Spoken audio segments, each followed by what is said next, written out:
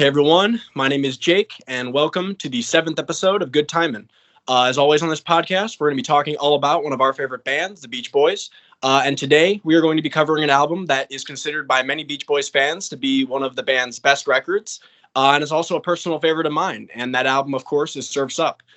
So as we did on our Sunflower episode a few weeks ago, we're going to be discussing the album's history and background. We're going to do a track-by-track rundown of the album and share our thoughts on each of the tracks.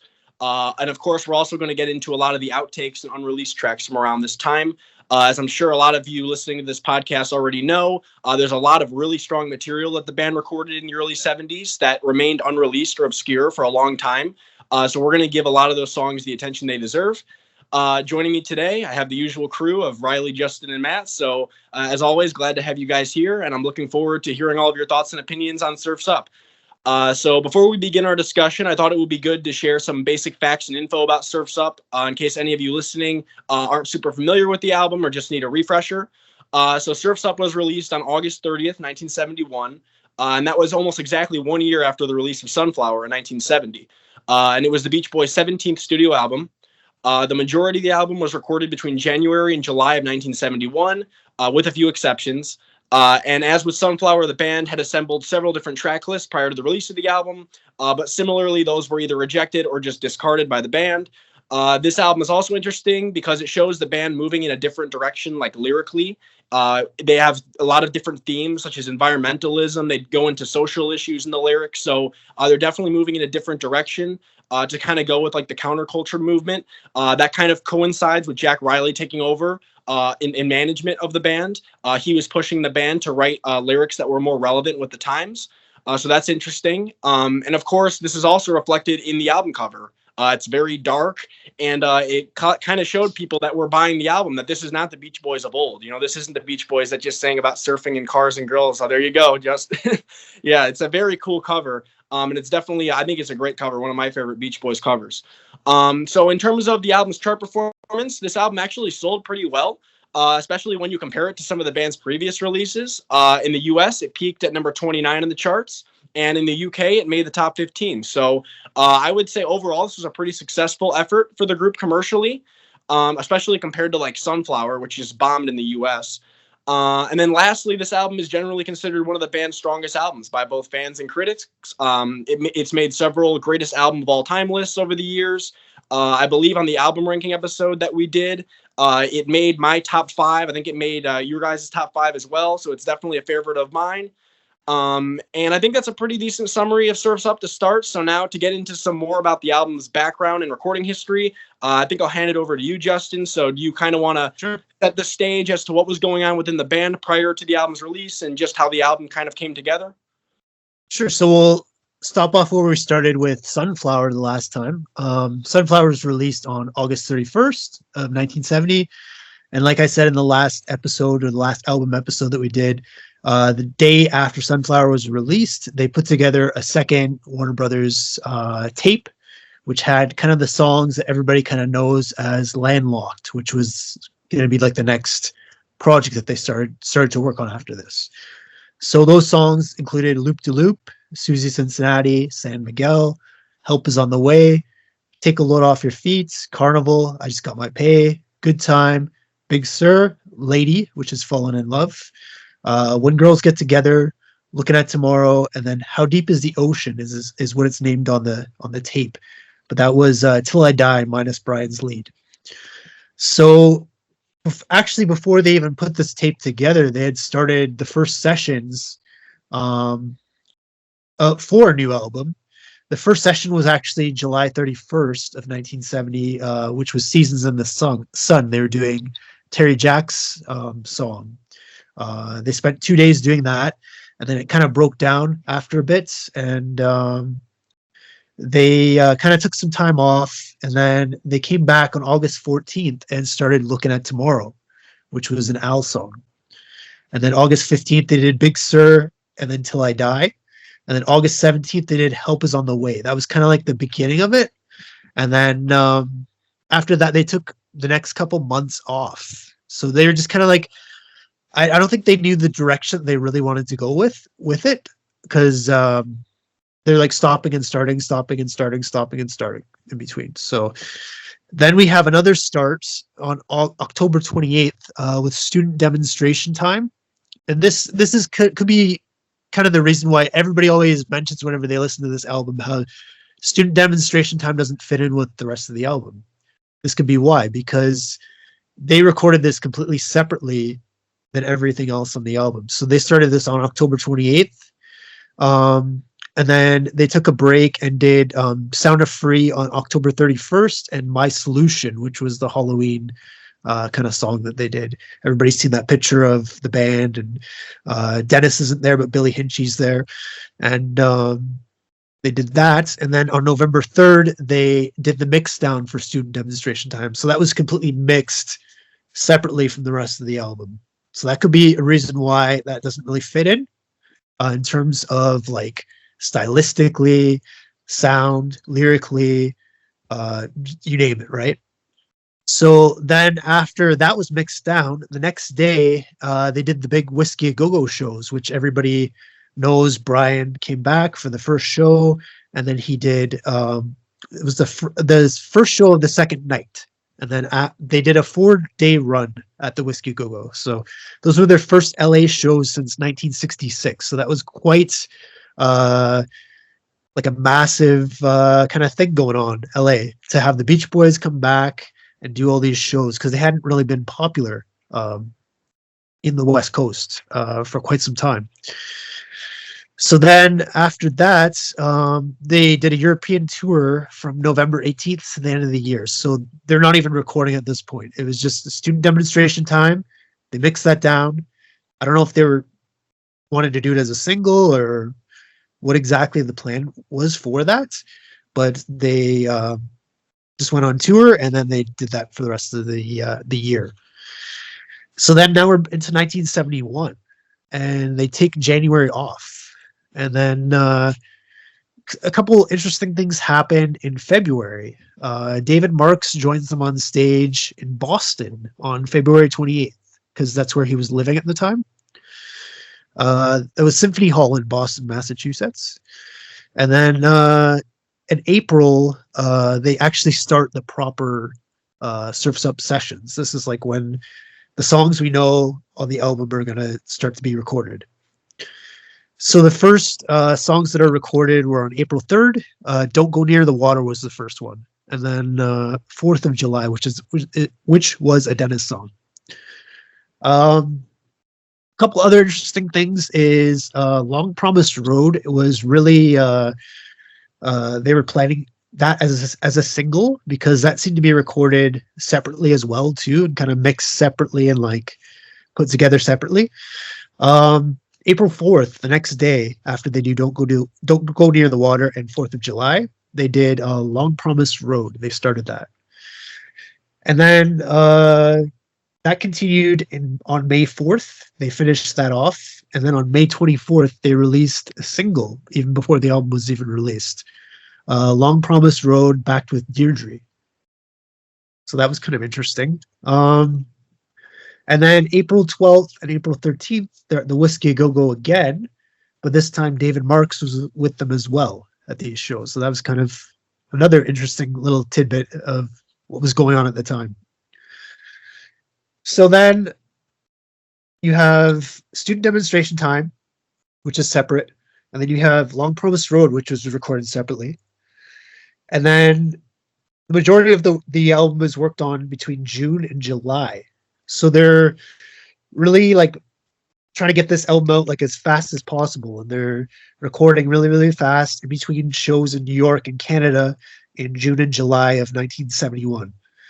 So one of the other shows that was going on at the time that I think everybody has seen is the Central Park show, which was filmed for ABC TV.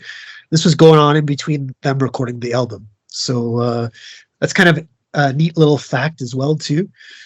August 30th was when it was released, finally. So they basically recorded it in the 2 months, and then they released it the following month. So it was a really fast release. It reached number 29 on the Billboard US charts, and then it reached number 15 on the UK Top 40. So it was quite a success compared to Sunflower, which I think was like a number 100 and something. Like it was really, really their lowest charting album at that time. So a little background on like what exactly happened with the tracks. And I know there's a story about Carl and Dennis, and there's like they had a little bit of a fight over the track listing. So Mo Austin, the president of Warner Brothers Records, demanded that Surf's Up from Smile be included. I guess he had heard that song on a tape somewhere, and he said, "You need to finish this and put it out. Like this is the way that we're going to get more kind of more of a fan base, more people buying it, that kind of thing." So, and Jack Reilly was also pushing for this as well too. So Dennis wanted his song "Wouldn't It Be Nice to Live Again" to follow "Till I Die," but then Carl wanted "Surf's Up" to follow "Till I Die" on the album. And they had kind of a clash between that, and Dennis just pulled his song off the album, and he decided to do a solo album after that with Daryl Dragon, which was one of the keyboardists in the Beach Boys backing band at that time. So that's the story behind that. And then there was three singles released from this album. You had that first Long Promised Road single in May 24th with Deirdre. And then Long Promised Road was released again on October 11th with Till I Die. And then that reached number 89 on the charts. And then you had Surf's Up on November 29th with Don't Go Near the Water. And that did not chart, that single. And then after the album was released, the end of September to late December, they basically toured. And then late December was when Carl and the Passions, that project began. So a little bit about the cover arts. Let me hold up this LP that I have here. So this painting was based on the 20th century sculpture called The End of the Trail. This was kind of like the Brother Records logo. It's very similar. The actual painting that is on this album, Jack Reilly found it in an antique shop, and he bought it, and they basically photographed it. So yeah, it's kind of a cool find that he found. And a little bit about Jack Reilly. So he was a radio DJ at the time when the band found him. So they actually did an interview with him on July 29th, 1970. It was Brian, Mike, and Bruce. The radio station he worked for was called KPFK, and his on-air name was John Frank. So they did like this big interview with him, and it was like a full-length kind of thing. And Brian kind of went through the problems with the band and problems with the material and stuff with him. And I think it kind of like sparked a light bulb off in Jack Reilly's head that maybe I can fix this for them, kind of thing.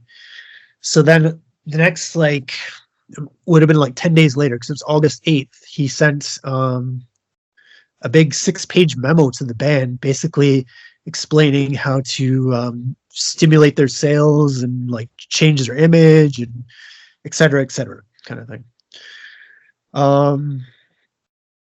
And then this whole landlock thing, this was Jack Reilly's idea to basically, this was his quote, to represent a demarcation line separating striped-shirted bullshit that had become irrelevant, an object of public scorn, from artistry, creativity, and great new songs. So, and a lot of those like sociological, like Jake had mentioned, the sociological themed songs and political stuff, this had all come from Jack Reilly. So this was something that was kind of new to the band. He had been contributing some of the lyrics to kind of get them to reach kind of a hipper audience. Yeah, so it's just a little bit of background about the Surf's Up album. If I remember right too, was this the first album where they included the lyric sheet in the album? Where you actually, I believe I read it somewhere, which kind of yeah, like they were taking the lyrics more seriously, and they wanted people to actually like look at them, and be like, wow, like these are really deep meaningful lyrics. You know, they weren't like embarrassed by them by any means. So that's kind of a cool little fact there. It did have the lyric sheet, and it had those great photos of them recording the album too. My copy actually doesn't have that because it's a later pressing, but I think there's some pictures. I have the Keith Badman book here. There's some great pictures. I don't know if you can see here. There's Bruce and Mike and Carl there. Oh yeah. These were the ones that were on like the liner notes for the album. Yeah, something interesting about this album, and we can talk about this a little bit later too, but something I think is interesting is that they were kind of trying to really market it as like an album that Brian was really involved in. You know, like Surf's Up is obviously like considered one of Brian's best compositions. The last 3 tracks are all Brian compositions. But in reality, his involvement was kind of limited on this album, especially compared to like Sunflower, where like he actually was pretty active in his involvement.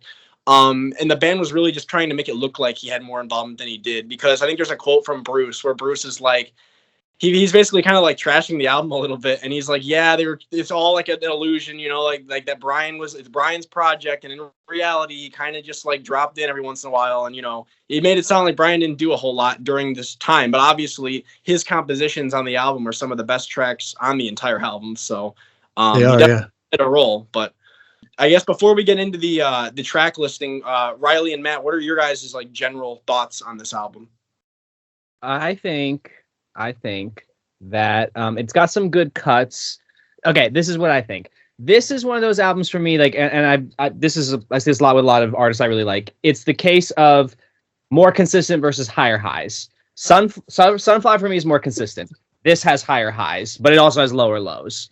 So I don't quite like it as much as Sunflower, but I still think it's one of their best. Obviously, I mean, you know, it's probably the first time they were actually trying to do something socially conscious, which this band has always been kind of accused of being corny and square. So it's nice that they were kind of trying to do that. I know you mentioned the lyrics. I think wasn't Sgt. Pepper's like one of the first albums that you actually had lyrics included in there. So that's kind of cool. But yeah, so that's kind of where I'm at. I think I don't like it as much as Sunflower just because it's not as consistent as Sunflower. But the highs on here, I would argue, are better than the highs on Sunflower. Yeah, I have the same thoughts. It was number 7 on my albums ranking list. I agree. I think that there's higher highs on here compared to Sunflower and even like Holland. But the lows are kind of low. But to the album's credit, I think that the highs actually kind of bring up some of the lower points in the album. There is one song on here, and I'll get into it later, that I just absolutely can't listen to, period. But the rest of it, I mean, the last couple of songs, Till I Die, Day in the Life of the Tree, and Surf's Up, are some of the band's best work.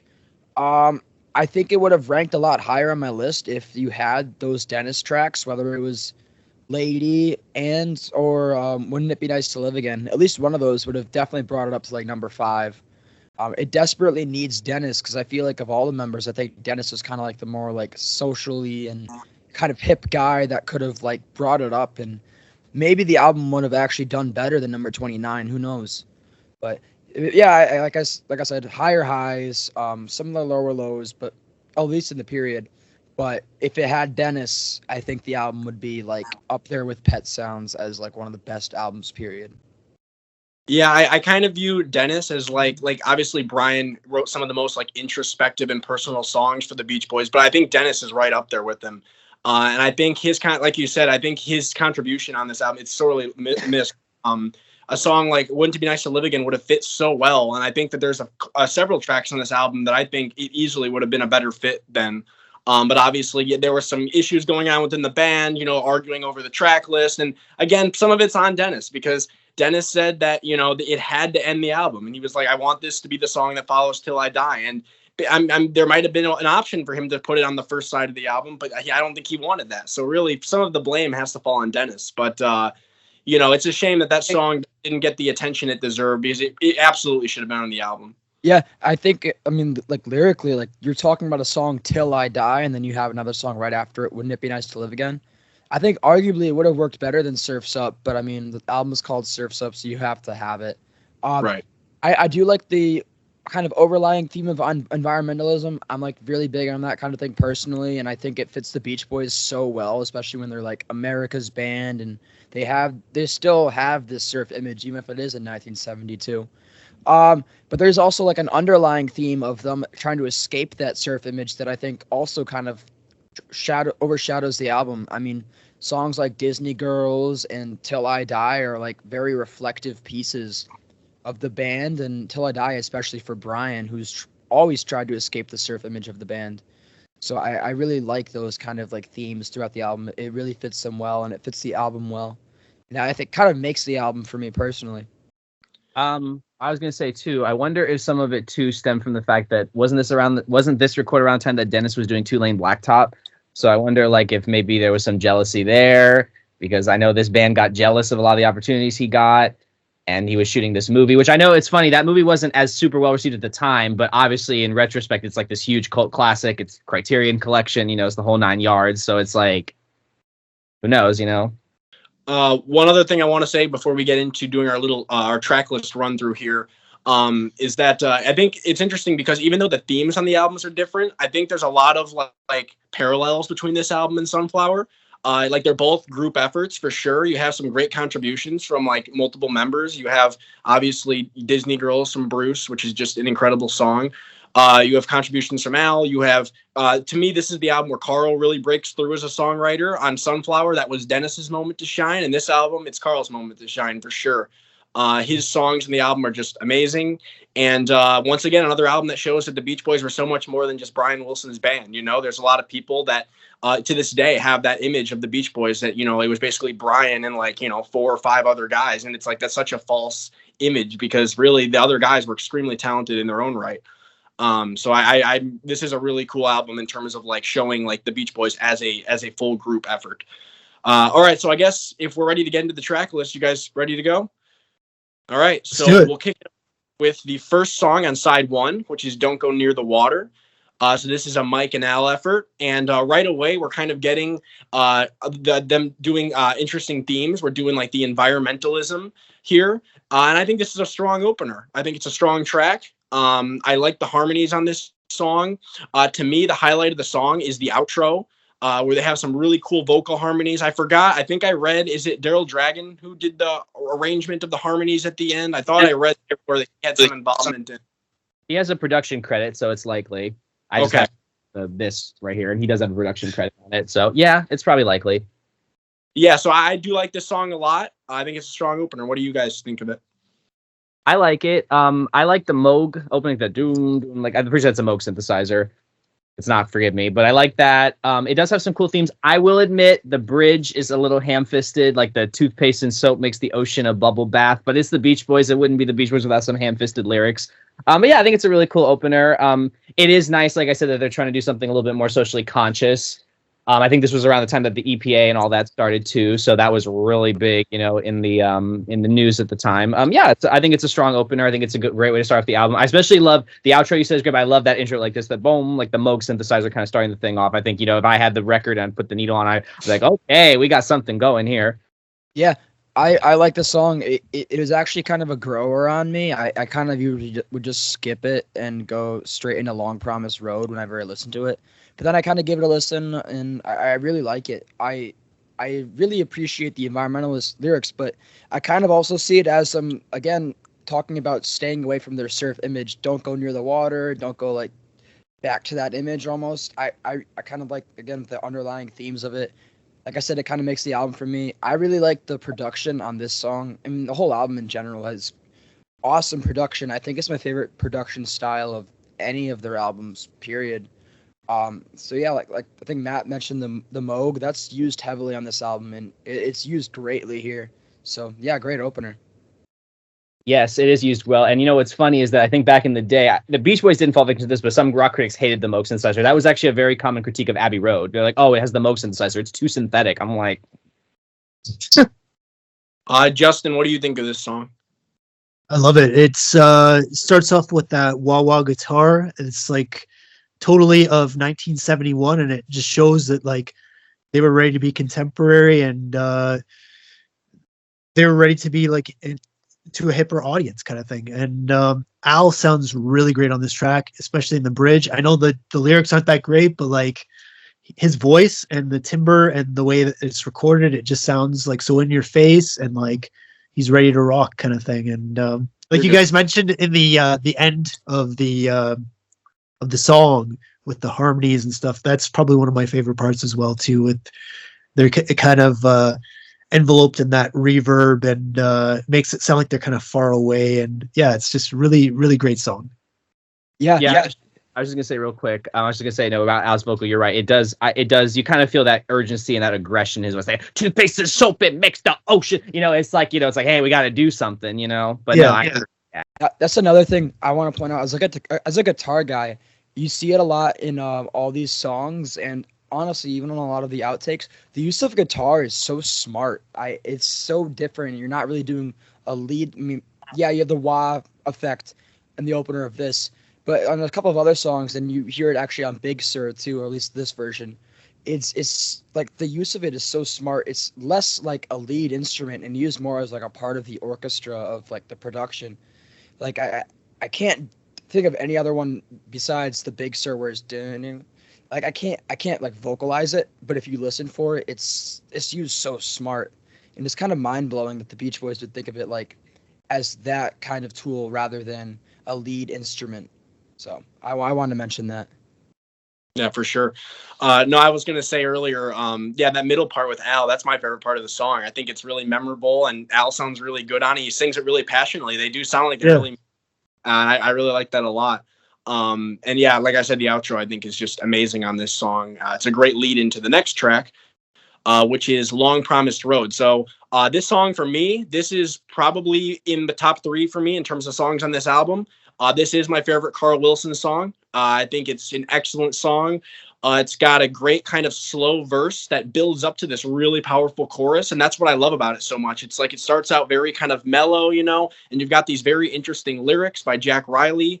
And then it gets into this really powerful chorus. It's a really interesting song. And I love that bridge section. The Long Promised Road, Dress Starts the Dawn, Carries On to the Seasons. I love that part of the song. That's honestly like one of my favorite Beach Boys moments in any song. It's just so cool, and I love how Carl sounds on that. And I love at the end of this song, it goes into a rocking guitar solo as well, which is really cool. It's just it never lets up. The whole song from start to finish is great. And this song really shows like Carl Wilson was could like when it came together, he could really put together a really great song. And I believe he played a lot of the instruments on this track as well, which is pretty cool. What do you guys? Yeah, I like it a lot. It's like you said, it's very it crescendos. It kind of starts off mellow and then it like builds into that. It also has Jack Reilly's famous word salad lyrics, as I call them. But I think it quite works here. I know sometimes they can be a bit much, but it works here. And I really enjoy the song. Yeah, I think you kind of said everything that needs to be said about it. I have nothing else to add. I just think it's a really awesome song. I'm not sure if I like this one or Feel Flow's better. I think it depends on my mood, honestly. Yeah, it's long for me. It's Long Promised Road. I think Feel Flows actually kind of feels like it goes on a little long for me, but that's just my opinion. But I do like it. So I love the Moog in it, like that or whatever that is, the synthesizer. That I love. I love that part of Feel Flows. Reilly, what do you think? I love this song. This is I think this is my favorite song on the album besides Till I Die. It's definitely one of Carl's best. I think The Traitor is his best like song, period. But this is definitely the best Carl song. Like besides that, I really like the use of guitar. I really like the ripping guitar part at the end. I like the Long Promised Road. Like that part really gets me a lot. That was the first thing that like really hooked me with this song. Like it made me realize that like Carl was like much bigger force in the band, because this is when I was still really getting into the band. This was actually Surf's Up was one of the first albums I listened to besides Sunflower, and this song made me realize that Carl was that guy. I love it. Probably my favorite Carl song besides The Traitor. And I might like it better than Till I Die. So, yeah. How about you, Justin? This is my favorite song on side 1, I must say. Yeah, Carl sounds really great on this. He has in-your-face vocal. A lot of the vocals on this album are recorded like really dry and in your face, which I really like. Just the emotion that they've conjured from the different members of the band. Steve Desper did a great job. I love The World It's Your Piano. that Carl basically centered this song around. It just sounds really of the time, and you could tell that they were really trying to reach a larger audience and try to be hip again, which it sounds of the time, which is really cool. And it actually, even in 2024, it sounds pretty recent as well too. It doesn't sound like 1964 or 1965 kind of stuff. So yeah, it's a really, really great song. And something else cool about this song too, I think like where the Beach Boys were at that time, you could kind of connect the lyrics to like the Beach Boys' own like struggle for relevancy at the time, because like hit hard at the battle that's confronted me, knock down all the roadblocks. Like you can almost think of like the Beach Boys like pushing on despite all the challenges that they had faced the past few years, between struggling commercially, Brian's issues that he was going through personally. So I think the lyrics on this song are really good, even though like you said, Matt, they can get a little word salady, especially like in the verses, but. And really, that bridge section, to me, that really makes the song. Like that takes the song from a really good song to like a phenomenal song. That bridge section. Like I also remember the first time I heard it, and I was just like, oh my God, that's amazing. And I think there's cool backing vocals on that too. I think it's like Mike or one of the other members who can hear in the background while Carl's singing that part, and hit like some cool like bass vocals, I think. And I like that.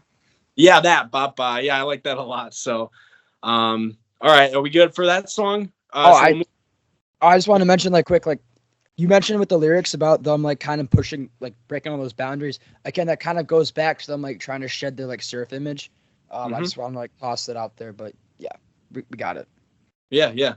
All right, so track 3 on side 1 is Take a Load Off Your Feet. Now, this is kind of an interesting song because it originated a bit earlier than some of the other songs on here. It was actually originally from around the time of like the Sunflower sessions, I believe.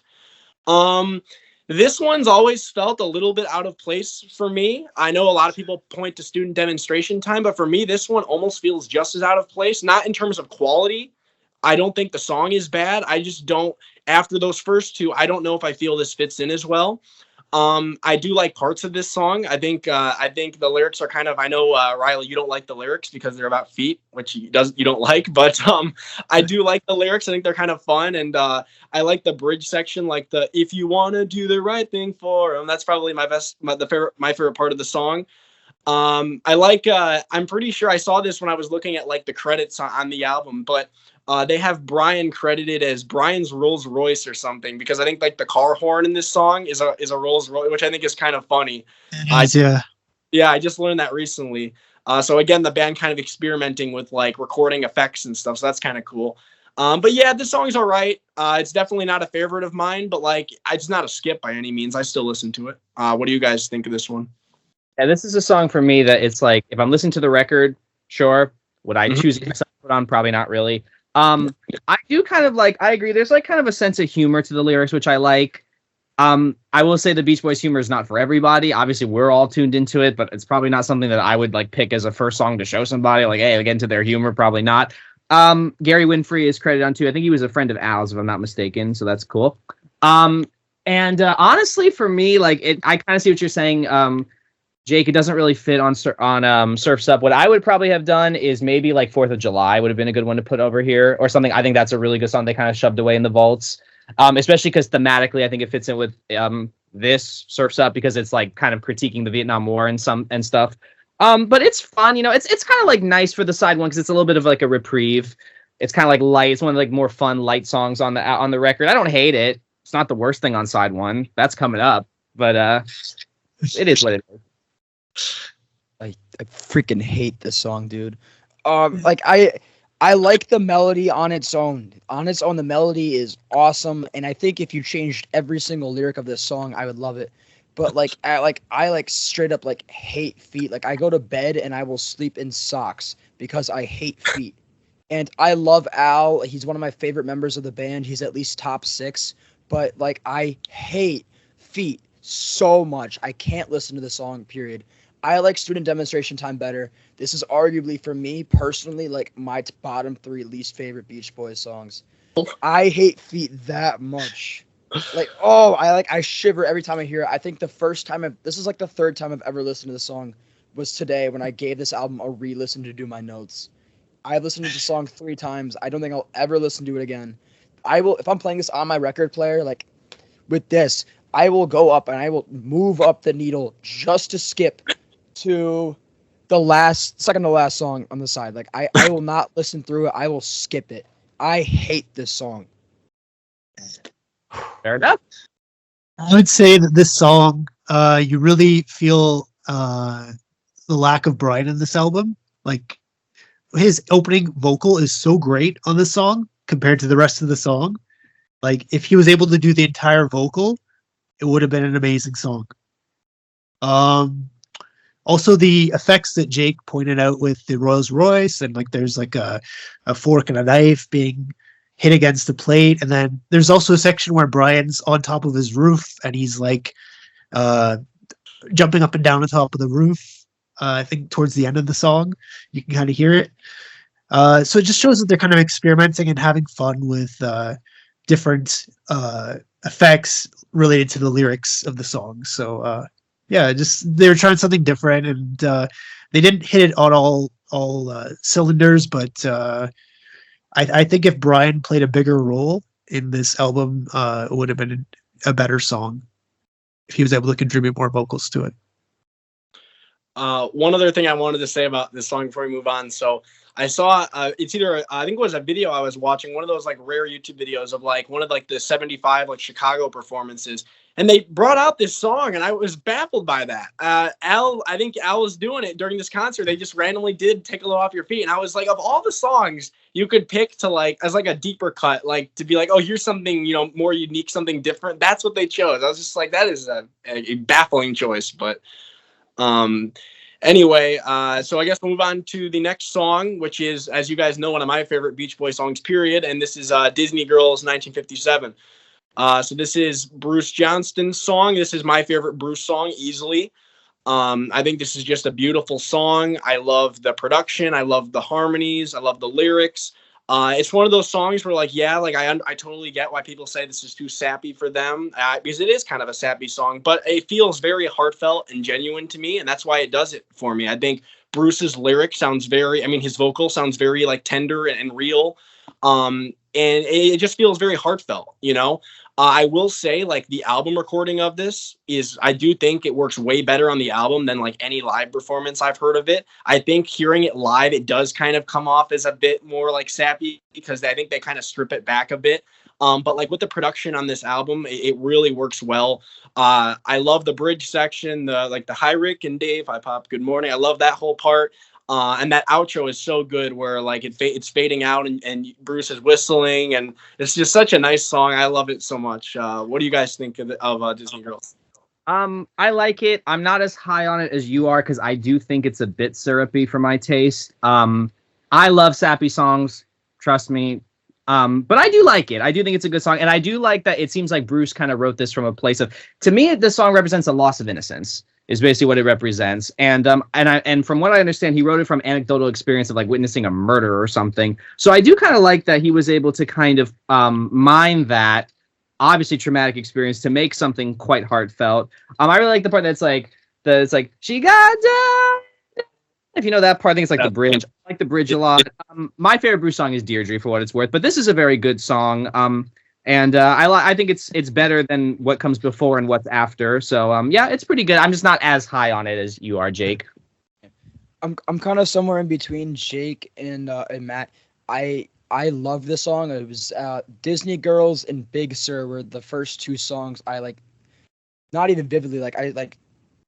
Oh, I so remember like listening to these two songs when I was getting into the band first, because it's like 2020, 2021. And this box set came out, and I was on Apple Music because I didn't have Spotify at the time, and I listened to like a handful of songs that were on this. It was Big Sur, and then it was Disney Girls, and for the longest time, this was my favorite Beach Boys song. And I think I over-listened to it, and the sappiness kind of got to me, and so I kind of didn't really like it. I was like, oh, I hate Bruce's sappiness, but now I'm kind of stuck somewhere in between Matt and Jake. I think I mentioned a couple of times that Deirdre was my favorite Bruce song. After listening to it again, I think I like this one better. I feel like I'm going to go back and forth between these two for different reasons. But yeah, Jake hit the nail on the head. It was this is such a like a reflective and nostalgic song. Like the first time I listened to it, it was I think May of 2020, May of 2021, and it was the perfect time to listen to it. I had a wave of nostalgia because I think I just graduated high school, so it really like hit hard. Um, but it is a really good song. Bruce actually wrote it because a bunch of kids in the audience of their shows were strung out on drugs, and he wanted to go back to a time where that wasn't really such an issue, like 50s, 1957. But it is such a beautiful song. It is really sappy, but like Jake said, the sappiness comes off as genuine. It's very heartfelt. It is a very nostalgic song, and kind of like I said with a bunch of the other songs on the album, it has a theme of reflecting back on them. But unlike the other songs where they're trying to push forward, it's a very reflective nature of it. So I love this song. It's probably my favorite Bruce song right now. Yeah, the lyrics are very effective in like you said, creating that like the nostalgic feeling, like Patty Page and Summer Days on Old Cape Cod, happy times making my wine in my garage. Like I really love that line. And then obviously, that bridge section that you mentioned, Matt. Justin, what do you think of this song?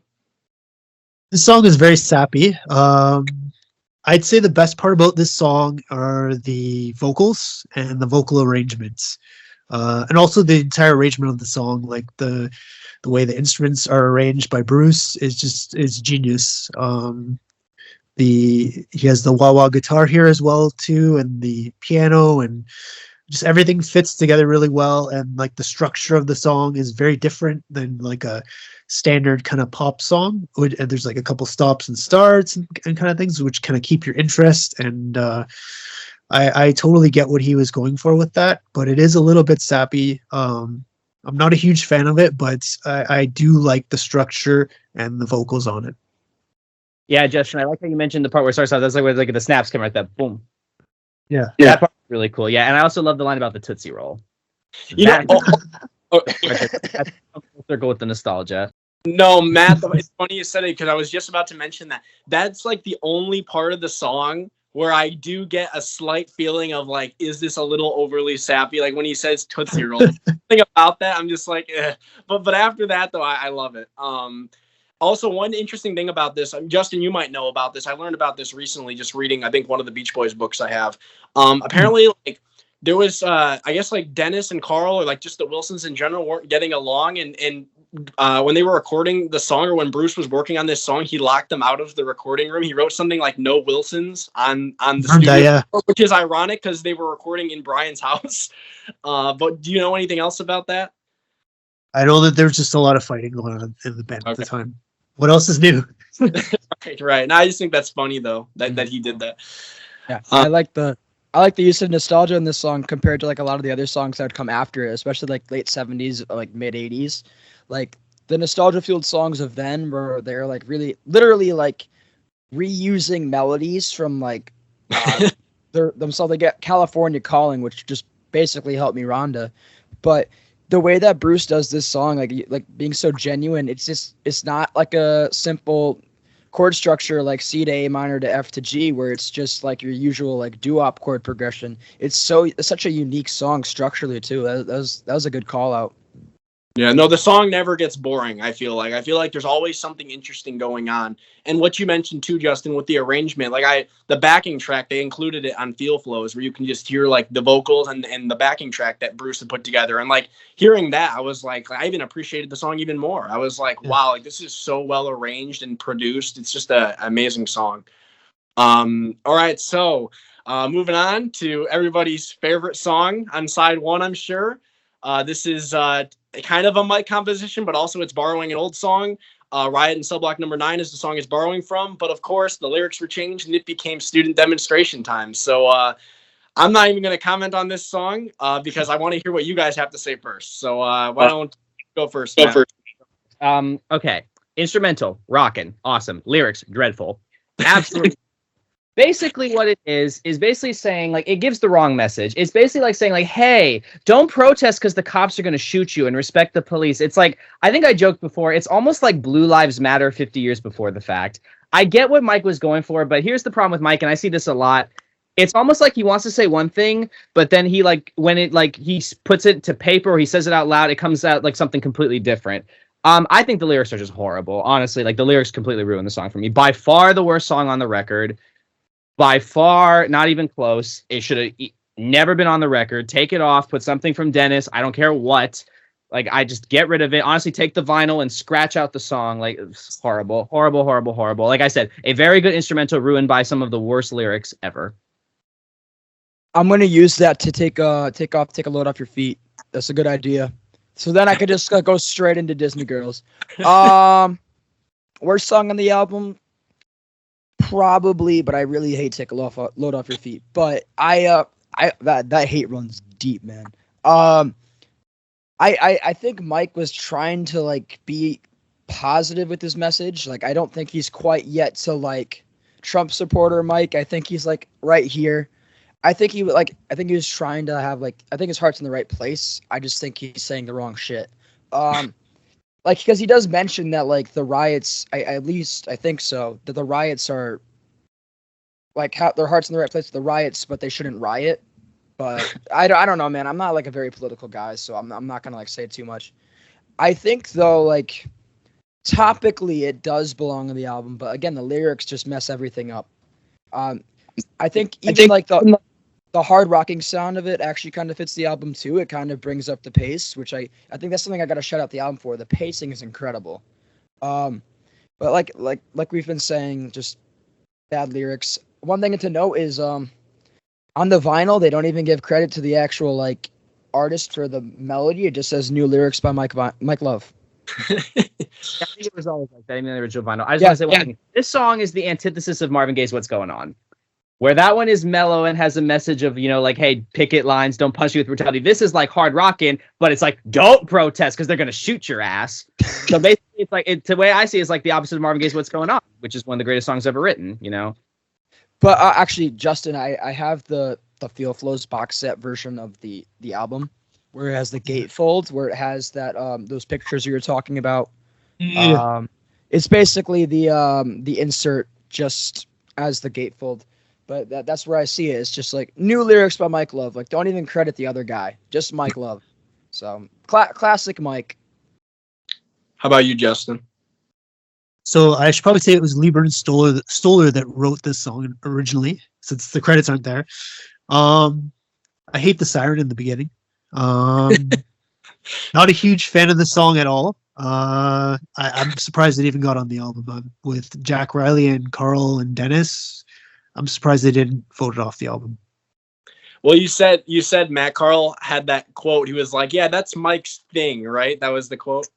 It was in an interview he did in, I want to say 84, 85. The whole interview is actually really good. He talks about his earliest memories of rock and roll. He talks about hearing Tutti Frutti for the first time. It's actually a really good interview. I want to say it was 84, 85. I don't remember the exact year, but they asked him about student demonstration time. He goes, well, student demonstration time, of course, was Michael's thing. And he like, just like that with the pause and everything. It's like the comedic timing. The funny thing about the song too, like I know, like obviously, like there's good reason to rip on the lyrics. I do think there's a couple of like cool lines though, like the line about like the Bachelor of Bullets, and then he says something like the blade is mightier than the sword, but no match for a gun. Like it's kind of a cool lyric, but like yeah, again, like the message of the song is weird because it's not really saying anything. It's kind of just saying like if you don't riot because you might get shot. Like it's not really an effective message by any means. But again, like you said, I do think it fits in thematically. Obviously, it's not presented well, but I think that it fits in thematically. My take has been that I think this song fits in terms of the theme more than Take a Load Off Your Feet. That one feels more out of place to me. Obviously, in terms of the actual quality of the song, that is probably better. And honestly, with this song, they could have just like kept it as Riot in Cell Block number 9 and it would have fit in fine. Don't you think, guys? I mean, that song, Absolutely. They've been covering it in concert before Mike changed the lyrics. So, I mean, I think it would have fit in. I mean, like Pet Sounds has a cover song on it. There's nothing wrong with having this. Like, yeah. It would have worked perfectly.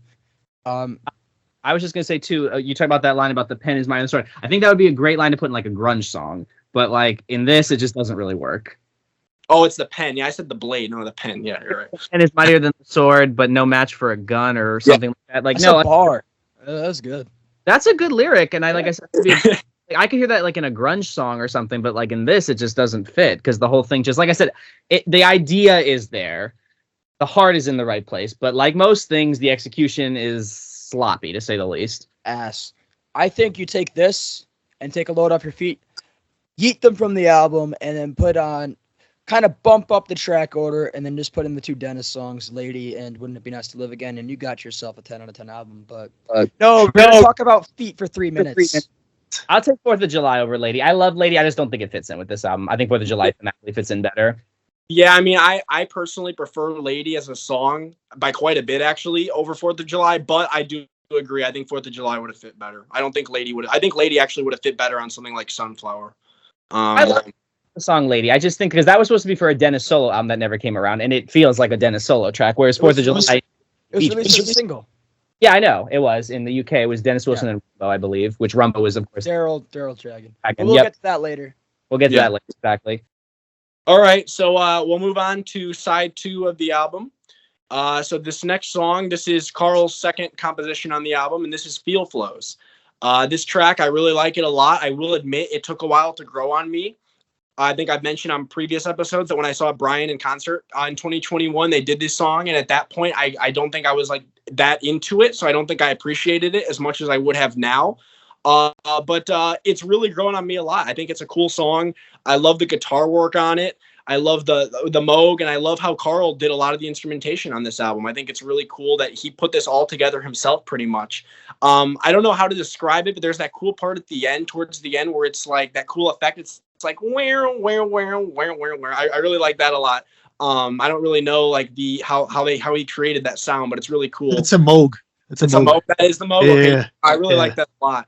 And yeah, this is a really good song. I guess my only thing with it, if I had one thing I'd change, maybe make it a little bit shorter. I do think like by the end of it, I'm definitely kind of ready for it to end.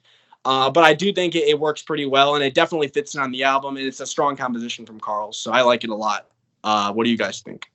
I love it. Great way to open side 1. Keep the song the way it is. Honestly, make it longer. I love it that much. I love the noodling of it, like the like you said. I love the lyrics. It's very atmospheric. It kind of has like this cool, like chilly vibe to it that I like. Also, shout out to Cameron Crowe for putting it on the soundtrack of his Oscar-winning film Almost Famous, which gave it a bigger audience. That's awesome. He's a big Beach Boys fan, so that's really cool. Yeah, I really love this song. I think it's a great way to open, like I said, great way to open side 2. I don't think it's too long at all. Like I said, I would make it even longer. Honestly, I love it. I think it's a great song. And like I said, I think I like it a smidge more than Long Promised Road, but that's just me. I think that's a hot take, but yeah, I love this song. I like the part where it goes white, hot, glistening, shadowy flows, and then you get the guitar part. It's like, that's so Carl. I think, like, especially after you hear each of his songs had this really cool guitar part. I love that. I love this song. I remember like when I first listened to it in college, I'm like, oh yeah, this is hard rock. This shit rips. And I still hold that opinion to it. I love it. I don't think it's as good as Long Promised Road, but like especially as an opener, like when I'll flip the vinyl and I'll put it on the record player and I'll listen to this song and it just hits. It's such a good song. The production's is awesome. I like the opening where it has like that windy sound. Then you get that little keyboard, or I think it's either a keyboard or a Moog. Justin, you might have to correct me on that. I think it's a keyboard though, and it's a keyboard. Yeah. Riff. It's like such like a such a weird but such a cool opening to the song, but it's got like an effect on it. Yeah. Yeah. And then that one part, like I said, white hawk listening shadowy flows down there, that makes the song for me. So awesome opener. No, I think it's fair to say this song is like one of the proggiest, like prog related songs that the band ever did. Between this and some of the songs on Holland, I would say this is definitely like, if you're into prog, which I mean I wouldn't say I'm the biggest like prog rock fan, but I like them out. This song is definitely one of the proggiest songs the Beach Boys ever did. Yeah, I'm a huge Pink Floyd fan, and I think that's the reason why I like a lot of these Carl's tracks. I think Carl was like really open to that kind of stuff. I mean, you hear it a lot more on Holland and Carl and the Passions. Mm-hmm. The production on this was like very like Pink Floyd-esque.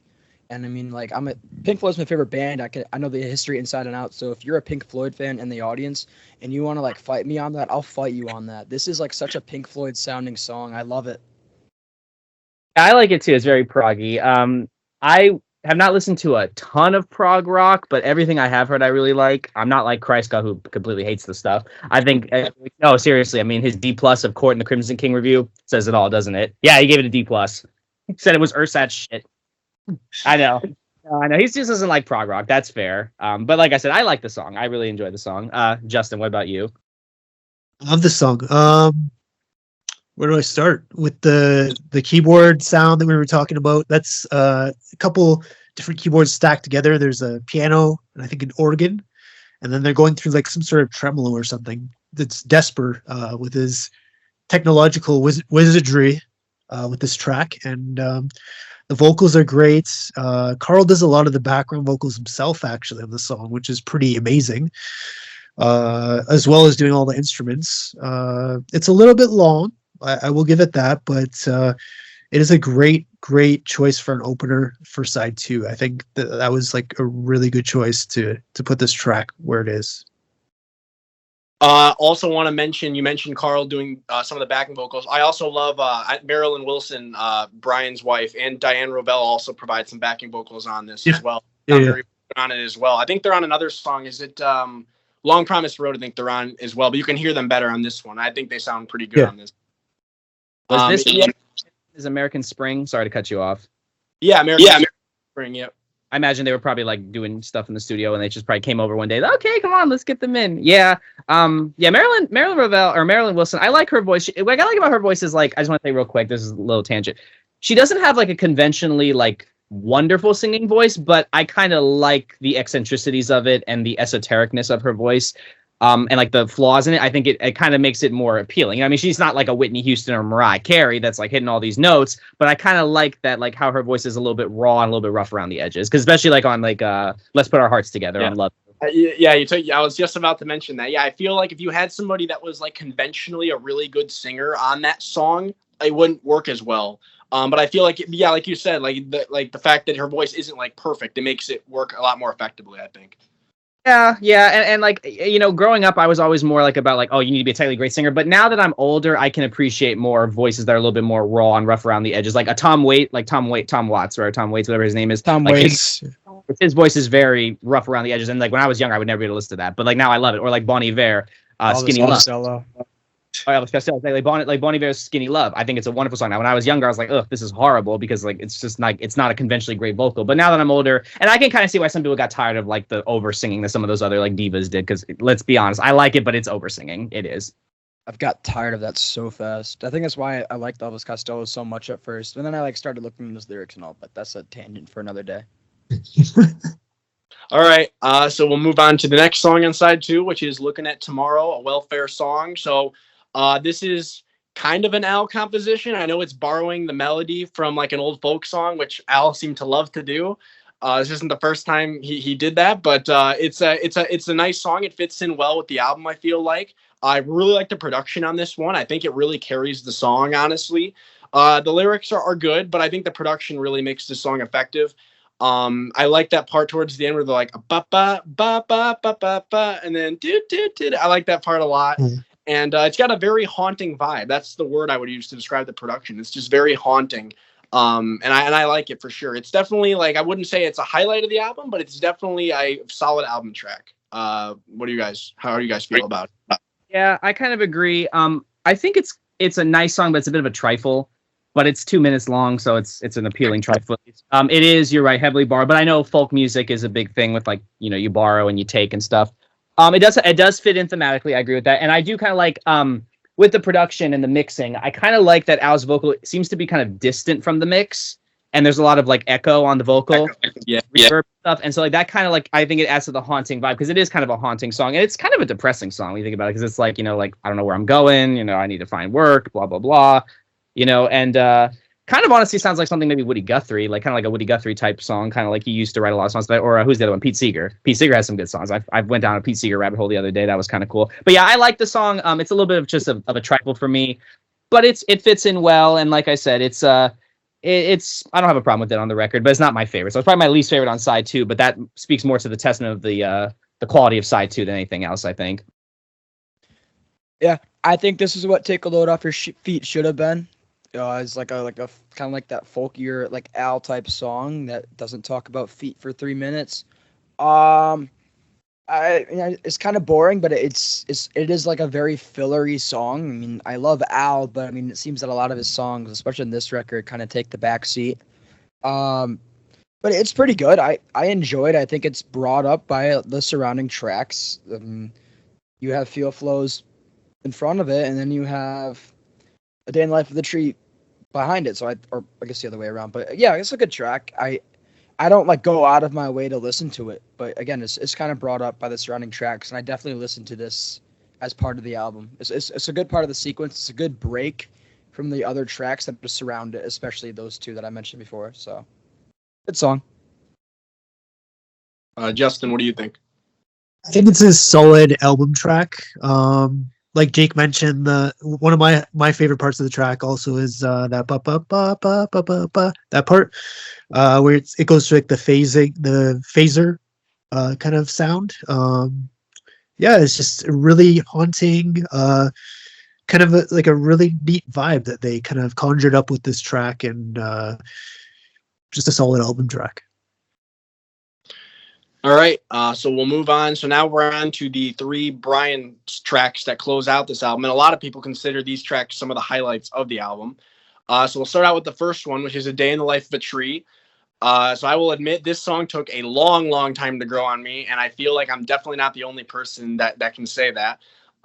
It's so the main gripe people have with this song is that the vocal is it's Jack Reilly doing the vocal, and I think some people have a hard time getting past that because it's not like technically the greatest vocal by any means.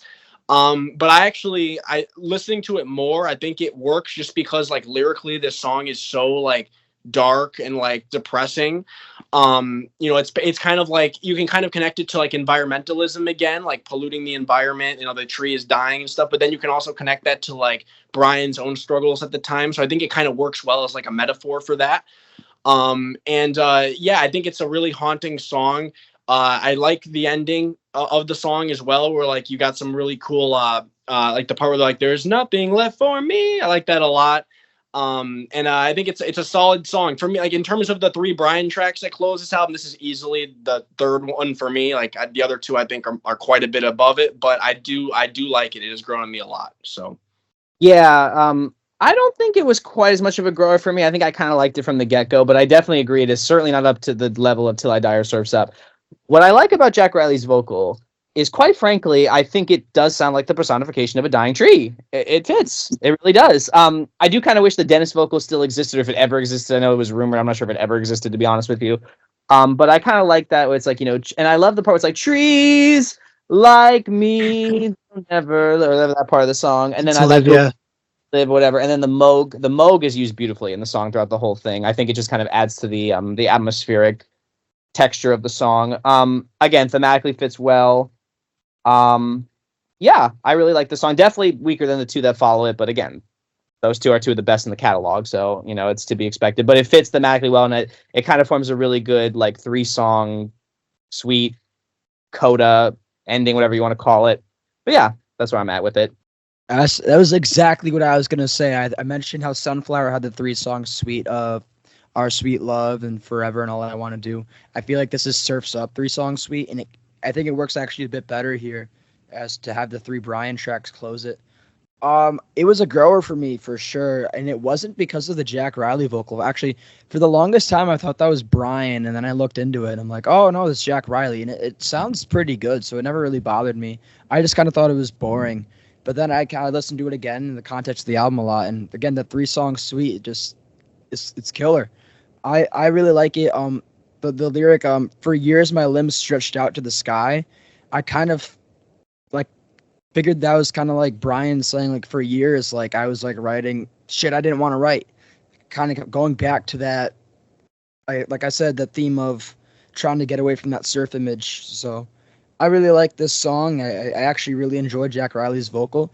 I think it's interesting that they scrapped both Brian and Dennis's vocal. I mean, I know you said the Dennis vocal might not exist. I think it probably does.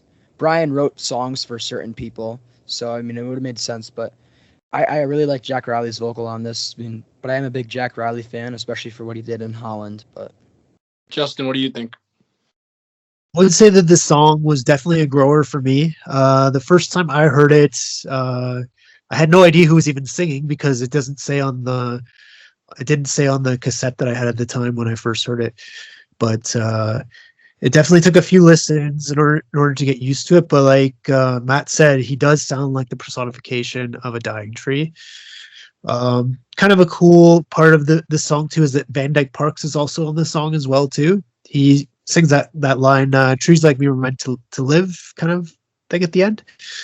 Um, yeah, it's a really really great Brian song. But it was a grower for me. It took a while before I actually got this song. I was just gonna say, according to Wikipedia, Neil Young loves the song. Does he? Yeah, he That said, doesn't. he said Brian's a genius. It's a great song. And apparently, according to Wikipedia, it was only performed live once, Long Beach, California, Yes. December 3rd, 1971. And they had to Yeah, coax Brian out of the stage to play the organ while Reilly sang it.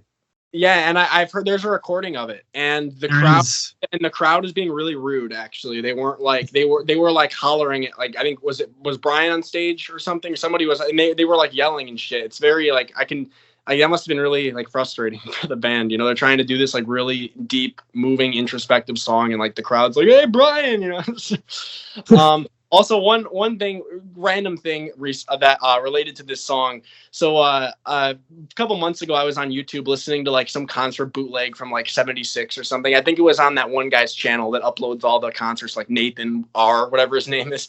I was listening to some show, and it was like from like the 15 Big Ones era. And during the beginning of the show, you can hear like the guy that's recording. It sounded like a guy, maybe like a teenager recording, and he's with his buddy. And like at the start of the show, you know, the band's doing all these oldies and stuff, and they start like yelling out shit like "play some new shit," and then one of them yells "A Day in the Life of a Tree," and I just thought that was the funniest thing that. You know, in '76, they're yelling out for a day in the life of a tree. It's like that's ever gonna happen, you know. Good luck. Yeah, I know. All right, so we'll move on now to the next track, which is I think most people would agree this is a highlight of the album. It's definitely one of my favorite tracks in the album and one of my favorite 70s Beach Boys tracks, period. And it's Till I Die. This is a really haunting song by Brian. It's interesting because Brian actually wrote all the lyrics for this song. Usually he collaborated with, you know, like Van Dyke Parks or Tony Asher or any of his collaborators from like the early years of the Beach Boys. But this one was just him. And it's a really haunting song. I love the production on it. Haunting harmonies, especially at the end. Like when they're, you know, like these things I'll be until I die. And then you hear like Brian and maybe it's Carl or I don't know who else, but they're wailing on the falsetto in the background. I wish they increased the volume on that a little bit because on Feel Flows, you can hear that backing track more and it's like really haunting, but you don't really hear it too much on the album version. But it's a really great song. I love the lyrics. Obviously, a very depressing song. You know, I infamously Mike called it a downer, which it's like, you know, what a stupid thing to say. Like that's kind of the point, Mike. Like look at the album. You know, like the whole like thematically the album. It's not exactly the happiest album. You know, and it's a very personal song. I'm glad that they kept the lyrics the way they are because I think they're perfect. The edited version where they were doing like more positive lyrics sounds really stupid. So I'm glad that they left it as is. And yeah, overall, I really like the production on this. I like the vibraphone, and it's just a really cool song. And I like that alternate mix that Desper, I think, put together. Right, Justin? It was Desper made that. Yeah, I really like that a lot. I really like it a lot. Yeah, I think personally, it's probably the best set of lyrics that Brian ever wrote. Because it wasn't always the best with lyrics, but this is a good one. I will say, I think that this is probably a song, probably one of the best songs I have ever heard that really expresses crippling, sinking depression. You know, just thinking of like, you know, I'm a cork on the ocean, on the raging sea. How deep is the ocean? How deep is the ocean? You know, it's just like, I don't know if y'all have ever been through it, but I've definitely been through, you know, crippling depression. And I think that it's just a song that just kind of personifies how it feels. You're like, you feel like you're adrift at sea. You feel like you're going to sink. You don't know how long it's going to go. You don't know how long it's going to last, you know, and I think Brian just captured that beautifully. Production is wonderful. It's haunting, it's depressing, but it's a good depressing. You know, it fits perfectly. I think it's one of the best songs he ever wrote, and one of the highlights in the whole catalog. Yeah, this is my I think it's my 14th favorite Beach Boys song, and you captured it perfectly. Like, the song didn't really hit for me for the longest time, and then I got like really depressed for a period, and then I was listening to Surf's Up just at the album, and then I got to that part where it's like till I, and then it's like these things are, and I was like, holy shit. And it just hit really hard. It's definitely one of Brian's best songs. It's by far his best lyrics. Part of me wants to make this like a top 10 favorite Beach Boys song, but it's actually, to Mike's credit, it is a downer, and I feel like I can't put it any higher because it is like super depressing, but it does its job. It's such a good song. I think this and Long Promised Road are the best tracks on the album, and I think this might be the best track on the album. I'm kind of back and forth between Long Promised Road and this one, but they're two very different songs. It's comparing apples to oranges, but Yeah. I really like the extended version. I think the long, droning opening of that extended version where it's like constantly building up, and then you get to the opening lyrics, and it hits. The production's incredible. I really like the use of bass in this. The bass has like a very depressing sound to it. It's a hell of a song, and I mean it is a downer, but holy shit, it's a masterpiece, and I think it might be Brian's last like true masterpiece. Besides maybe Love You, but that's a different kind of masterpiece. Yeah, no, I think that's what Bruce said too. Bruce said he felt this like Brian, like genuinely like amazing composition, which I mean I think that's a fair point. I mean, like I love You, but like in terms of like a really deep, emotionally moving song, like it's hard to argue with that. Yeah, the coda of just these things I'll be till I die, and it just keeps going on and on. It's like I mentioned this with Caroline No in the song ranking video. It really has that effect where you listen to that long opening and then it all hits at once. Different than like the train passing by in Caroline No, but the coda, Brian really knows how to make an ending to a song, and that last bit just hits. Masterpiece. Amazing song. Justin, your thoughts? One of their songs sounded like this in 1971. Honestly, this song like is unbelievable. Like the way the chords, the vocal arrangements, Brian's vocals at the end.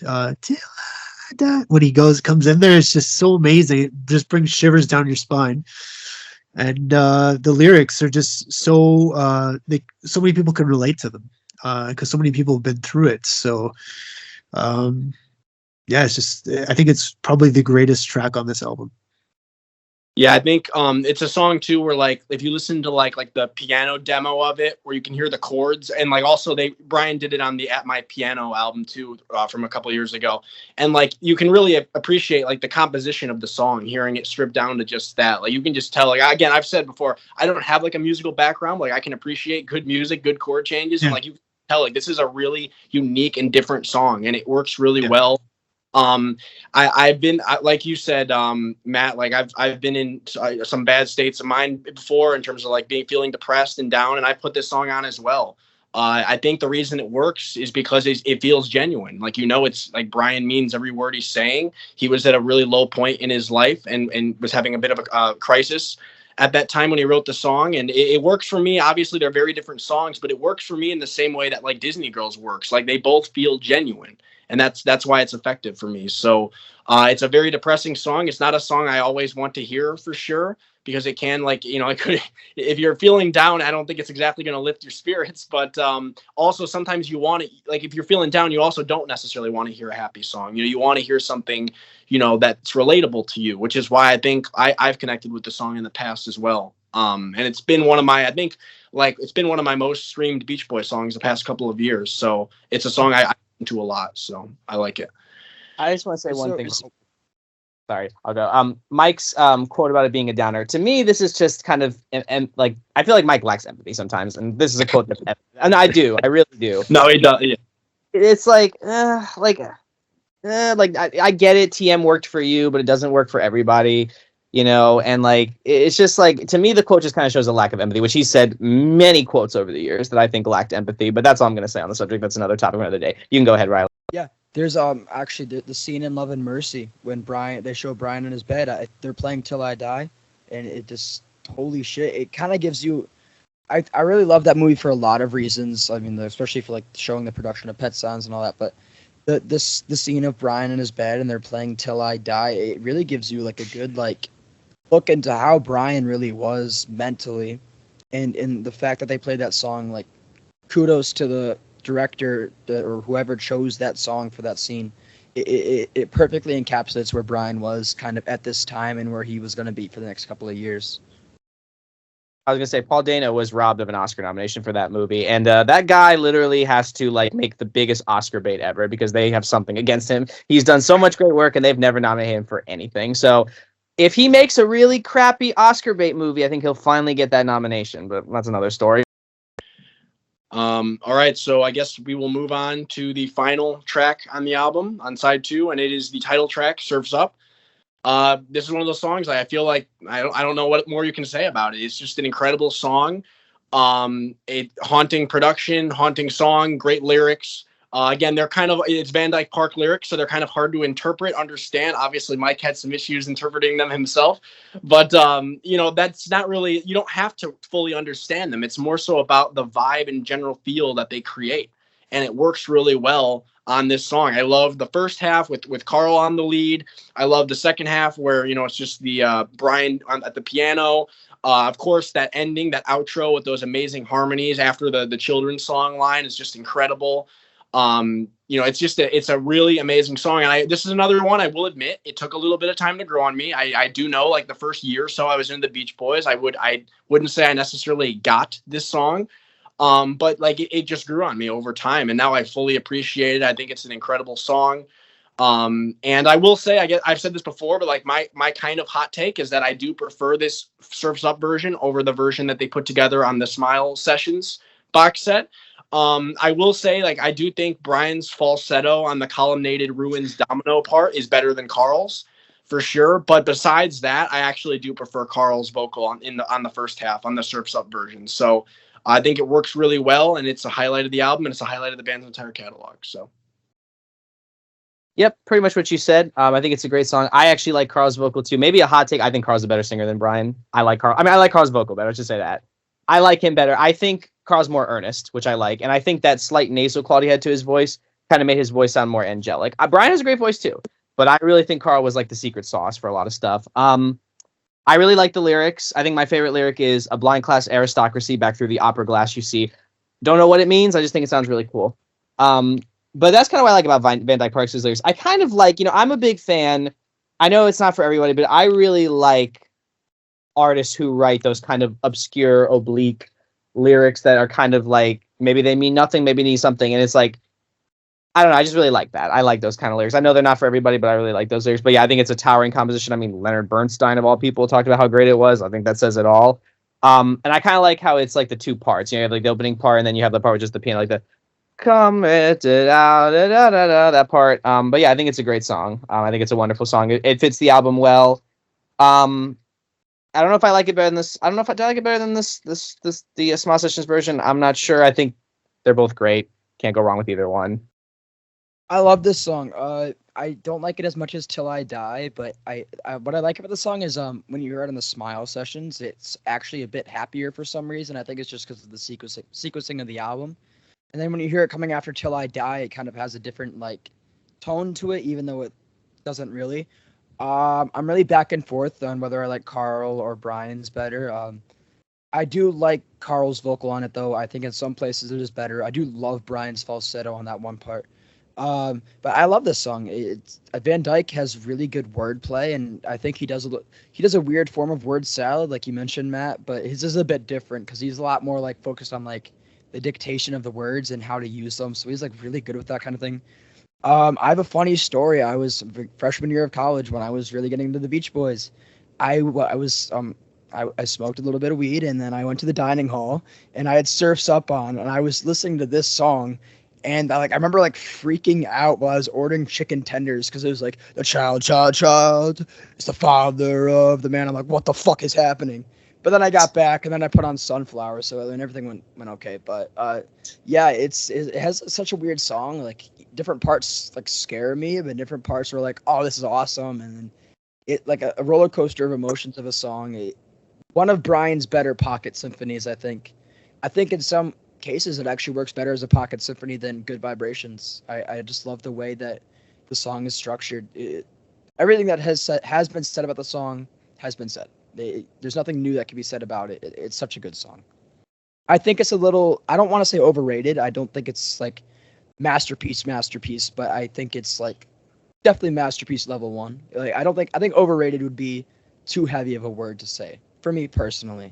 But I think the Smile stuff in general is a bit, maybe it was a bit kind of like there's so much hype about it for a while that I think it almost kind of became like legendary, like in a way, and maybe like that kind of, I think overhyped is the better word maybe than like overrated, because I think some of the Smile stuff was just so like, oh my god, it's the greatest what if ever, and I think good parts on it, but it was never really finished, so it's like we never really would know. And honestly, like I said, I love Smiley Smile. We would have never gotten Smiley Smile. Smile didn't fall apart. So hey, personally, I'm more of a. I don't know if you guys know the Who. I think not Teenage Witchland. What was the name of the album that was going to be called? Oh my god, I forgot. Justin, please tell me you know. Lifehouse. Yeah. Yeah. Personally, I think Lifehouse would have been better than Smile, but I like Smile though. Like I've gotten into it in the past couple of years. Like each time I listen to it, it's grown on me. I'm a big instrumental guy though, so like even though the songs are unfinished, I can still appreciate them. But I like Surf's Up. I think now that I've really like mentioned it, I think I actually like it better on Smile because it's a bit happier. And maybe it's just that one time in the dining hall with the chicken tenders that scared the shit out of me. So. That's my. That Who album that was like canceled? Lifehouse. Yeah, I could talk about that after. No, that's fine. No, I'm just saying, was it ever actually finished, or was it just like Pete Townsend? The songs were finished, but it was pretty much finished. It's just they thought it was like thematically, and Pete Townsend was really big into the rock operas at that time. He like the rock opera itself was so damn overcomplicated. He was basically like writing The Matrix before The Matrix, if you really look into it. Okay. And like it wouldn't have made sense to nobody, so he just scrapped it. He kind of had like a mini like mental breakdown similar to Brian, but then instead of like getting like really paranoid, he just drank a lot of alcohol. So like a Prince's album was finished because he wanted to bring back. It was supposed to be like a harder, like funky thing, like to bring back the black audience. He felt he lost. Took ecstasy, had a bad trip, and then pulled it at the last minute. It was heavily bootleg though, and if you ever find an original vinyl copy, it's like worth $15,000. Then it was like. Then it was later released in '94 to try to get out of his Warner Brothers contract. But yeah, fun story about that. Yeah, I love Surf's Up. That chicken tender story will always like stick with me every time I listen to it, especially when I get to the end of the song where he's like the child's the father of the man. Sometimes I get like mini freakouts, but good song. Justin, what are your thoughts? So this song, I already knew what it was going into this album. I'd already because I originally watched that American Band documentary where it's like heavily featured, Brian sitting at the piano playing that, and then in the intro it has the child's the father of the man ending to it. So I kind of already knew this song and like was really looking forward to listening to it on this album when I first got it, and it was one of my favorites at the time. So and it still is. So it's just a great song. Carl did an amazing job putting it together because it was different pieces put together. They had to match Brian's piano demo with like the tempo of the first part. Like it was like a huge splicing and like putting everything together, all the tape together, nightmare. So kudos to Carl for coming up with this and seeing it through. It was just unbelievable for 1971. Didn't Brian also kind of help them finish it? Because I know he didn't want anything to do with the song really, but then I guess they were trying to like figure out how to close it, right? And then Brian came in and basically showed them the final part of the song, like with the children's song. Wasn't that kind of what happened? Child is father and man part he did, yeah.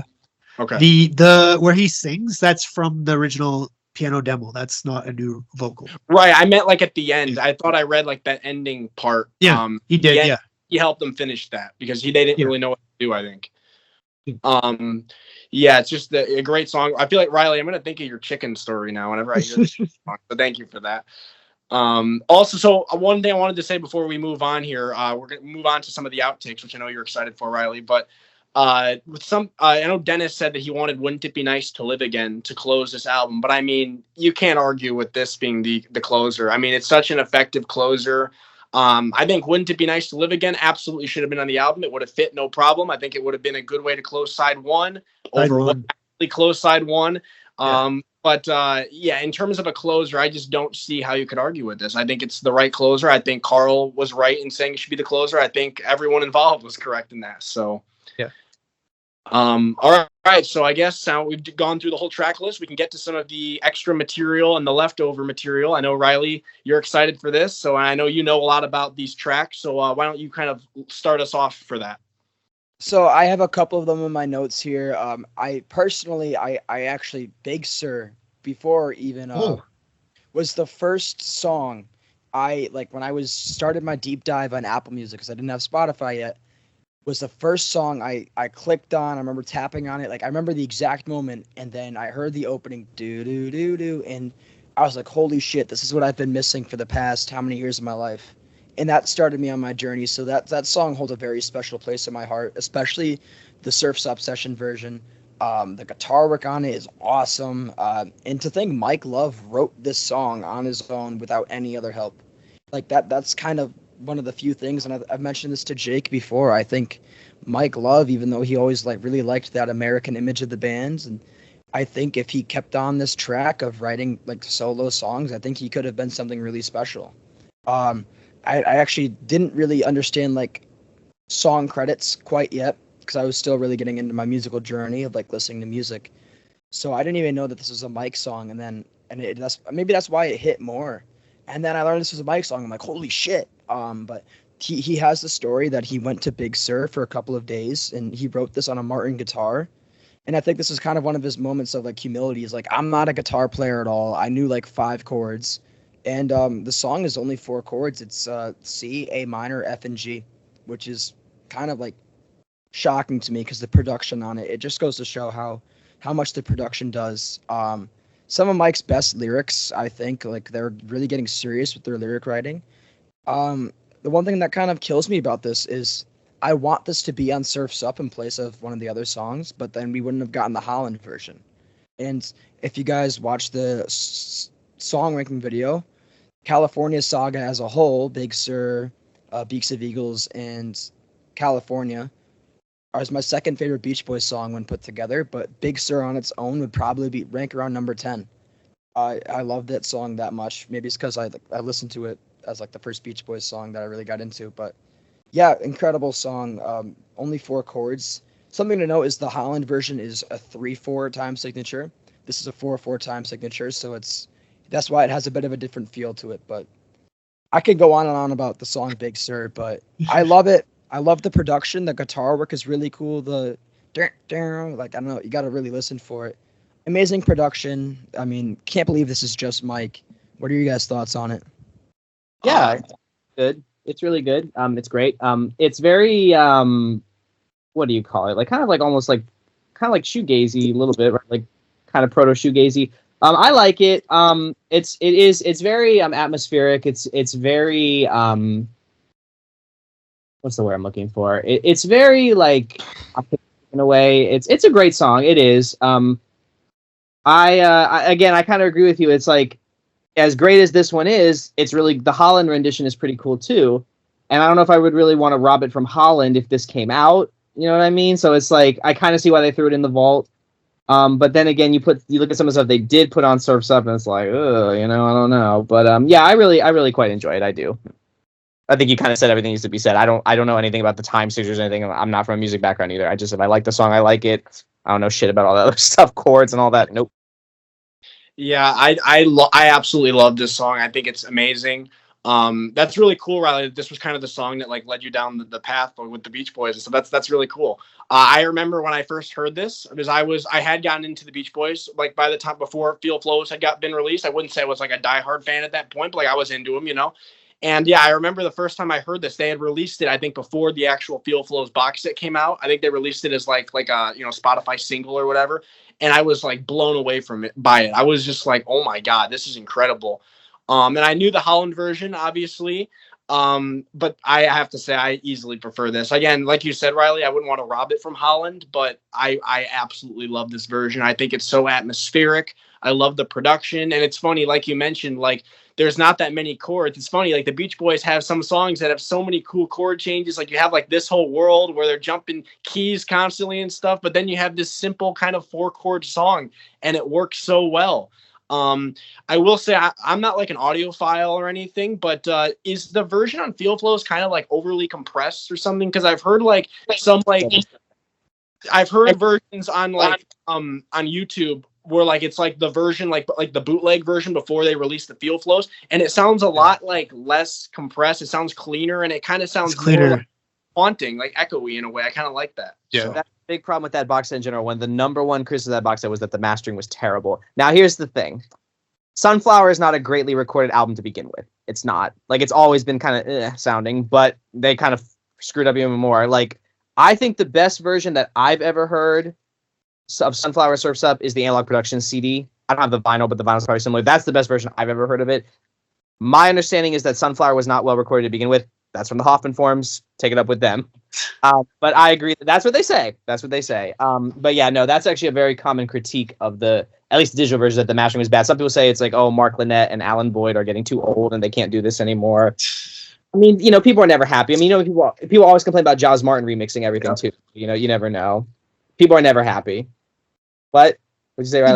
He does a fantastic job though. Don't rip on Giles Martin. A lot of people complain about remixing stuff. So, you know, I mean, yeah, I don't know. I mean, at least I will say this. It does sound kind of compressed, but at least it's not Vlado Meller bad. Anything he ever touched was a fucking nightmare.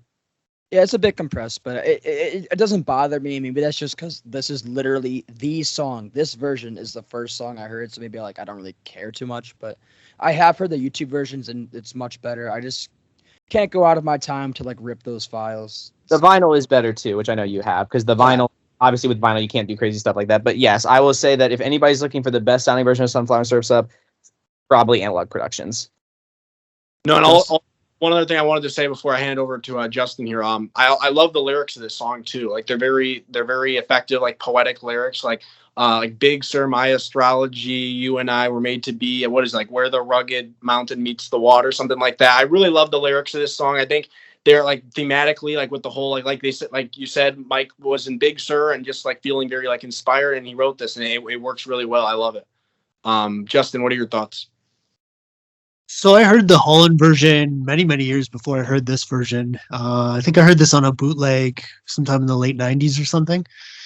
And I didn't even know it existed. So it was just kind of a pleasant surprise. And yeah, it's another great version of the song. I think between the two of them, it's really hard to choose which one is better. But like you guys said, like to rob it of Holland, that doesn't really makes sense, you know, like it really fits in with that suite on that the California Saga. So yeah, it's just a great song, great recording. One of Mike's finest hours, I would say. Yeah. Oh, I think it's Mike's best song. It's like I said, on its own, it'd be maybe like number 10 on my Beach Boys song list. Part of me wonders if maybe they could have pulled like a Help Me Rhonda where they have this version on Surf's Up and then just put it as another version on Holland. Who knows? They're different enough, you know? Yeah, they're actually far more different than I think the Help Me Rhonda versions are. So I think that could have worked, but I, again, love the lyrics, and I think a lot of it was like also very reflective. Like he's talking about like with my old guitar, think of songs to sing, like that. Very reflective too. So I love this song, but again, I don't know which one I like better, Holland or the Surf's Up Sessions version. I really can't. I'm like split down the middle. So great song, Mike's best. Next one I want to talk about is we talked about a lot of Dennis tracks. Wouldn't it be nice to live again? And personally, besides Forever, I think this is his best song. I think he was a little too selfish. Surf's Up really could have used this song. Personally, I kind of agree with Dennis. I think it actually would have worked a bit better as the closer, but I mean, you also have Surf's Up, so it's kind of split. I like the buildup of this song. I really like that tag at the end where he's like, I know I can cry, or I know you can cry. I really like that tag at the end of the chorus. Very beautiful song, but what makes this for me, and maybe it's because I'm a prog guy, is that ending tag where he's like, da-da-da. You guys know what I'm talking about. That makes the song for me. I love that this song is a 7-minute Dennis tune. It really works for me. I really wish Surf's Up had this song. Such a beautiful song. What do you guys think? Yeah. Reilly, you're gonna kill me, but I actually don't like the second part. I don't like I don't hate it, but like I wish it wouldn't go on as long as it does. I'm kind of ready for it to end after the first minute of it, but like it's a cool vibe though for sure. But in terms of the other part of the song, like the main part of the song, I love this song. I think it's great. I think it's a top 10 Dennis song. I know some people like think this is Dennis's best, one of his like top 2 or top 3. I wouldn't put it that high. But for me, it's definitely like top 10. I think it's a really effective song. I like the lyrics on it. I like you mentioned, Reilly. I like that lyric. I know I can cry. And then if we live our lives alone, and I know it's all right. It's all right. I like that a lot. A very powerful vocal by Dennis. His vocal really works well in this song. He sings it really well. And I'm trying to think if there's what other parts of this song. There's a lot of parts of this song that I like, just not the ending. But it's a great song. I like it a lot. I have nothing to add other than I agree with everything you say. I think I first heard this on the shorter version of the Made in California box set because I bought that. I want to say 2018. I bought that off Amazon and I ripped the thing. I had it on my phone, and the first time I listened to it, I was like, "Wow, yeah, this is something special." Like I definitely think it should have been on Surf's Up, but I kind of see both sides of the coin. It is what it is. At least it still exists. At least we have it. At least it didn't burn up in a fire somewhere like some other stuff did. Not from the Beach Boys, but I don't know if you guys heard about the Universal Vault fires that like apparently lost. No, Caribou. Didn't Caribou burn down? Did it? Isn't that the story? Like they like lost a lot of stuff in like a fire, like somewhere. Justin? No. There was a fire, but it was in the control room. It didn't hit the. I think Al said that like, it's a lot harder to burn tape than you would think. Because he said like they like recorded something one time, like, and he's like, we just tried to burn it just to see it, like the thing wouldn't burn. Don't know how true that is, but I'll take his word for it. I know it's Leary's cow. That's what I guess what they tried to burn. I don't know, but the Beach Boys always took their tapes with them too, so they didn't have any tapes there either. That's smart. Like you saw like that Universal fire that a lot of stuff burned up, but that's another story. But yeah, I think it's a wonderful song. I agree with everything you guys said. I love the atmosphere of the song. I love everything about it. It's Dennis at his just that's how soulful and emotional he was with a song like this. Nothing else to add. It's a wonderful song. Justin? I have nothing really more to add. I feel the same way as Reilly. Like this is one of Dennis's greatest songs, I would say. I remembered the other part of the song that I really love. I love the part where he's like, "Whoever said goodbye." Like I love his vocal on that. It's so good. I'm like that's one of Dennis's finest like vocal moments. Like he really was a really great singer. I know that towards the end his voice got raspier, but I've also said that I think that actually worked well on like Pacific Ocean Blue. I think it made the songs more emotional and moving. I think if his voice was like really like clean, it wouldn't work as well. I think that's the case with like Love You too with Brian. I think Brian's raspiness actually adds something to the song. So but that's just my opinion. I know some people can't stand that, but oh, definitely. I think maybe we mentioned this last video because they were recorded, I think like 1970, maybe 71.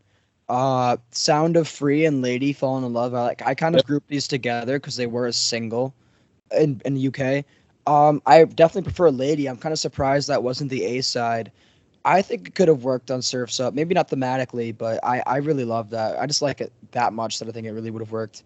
I really like the production on it. It actually has a drum machine being used on it, which is really funny to think about because it's only 1970, 71, and you're already adding drum machines. But it works well in the song. I didn't notice that until I read that today. And that just really shocked me. I really like the production on Lady.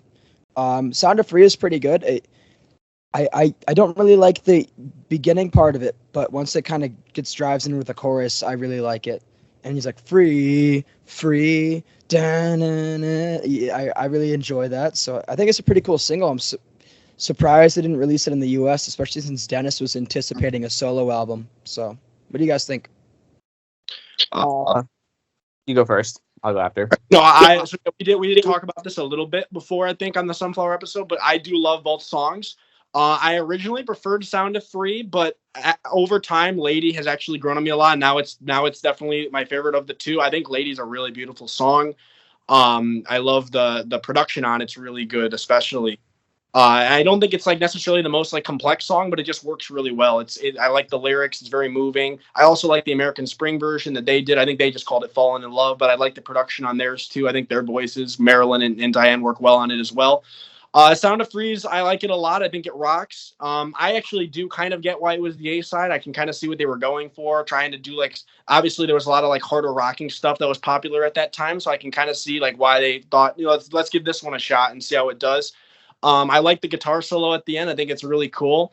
I think it's a great song, and yeah, it would have been interesting like to see Dennis do like an early '70s solo album where he did a lot of songs like in that style, like that rocking style. It would have been kind of cool to see. I know he was working with Daryl Dragon at the time, so that would have been kind of cool. Yeah, I really like the song, both songs. Again, I can see why Sound Free was the A side because it's more upbeat. Ladies more ballad. Ballads usually aren't the best thing to probably release as your first single out. At least that's the A side, I should say. But I do love how atmospheric Lady is. Like it's almost like when it almost is like kind of Wall of Soundy, where it's like the strings come in and kind of swirl around you, like do do do do do. Flowers come in the spring. But yeah, that's a great one. Sound of Free is great too. I think they're both wonderful. And as far as the Dennis album that never was, I think that was just Dennis's undiagnosed ADHD. He just couldn't stay focused a long time. For sure.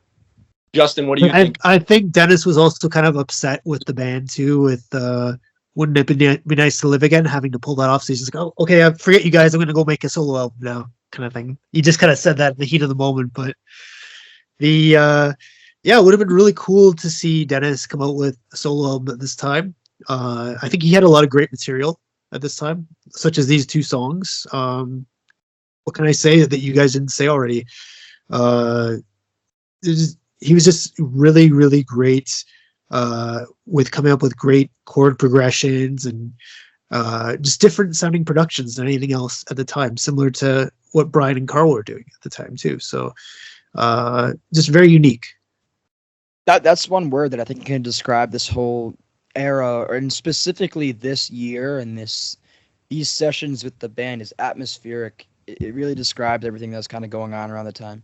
There's a lot of Dennis material out there. I think Barbara's okay. I think it's maybe the most definitive Dennis song. It kind of checks off each mark for like a Dennis song and has like soulful vocal and the chord progression and the big chorus. It just kind of checks all the boxes. So it doesn't do much for me. I mean, any of you guys think differently? That's a demo too. Yeah, it's a demo. It's not even a full recording. Yeah. Yeah, I think it's a nice little song. It's obviously not complete. It doesn't sound complete. I definitely think it if they had finished it, it would have sounded pretty good. I do like the chord changes. I like it. Yeah. Matt, anything to say about Barbara?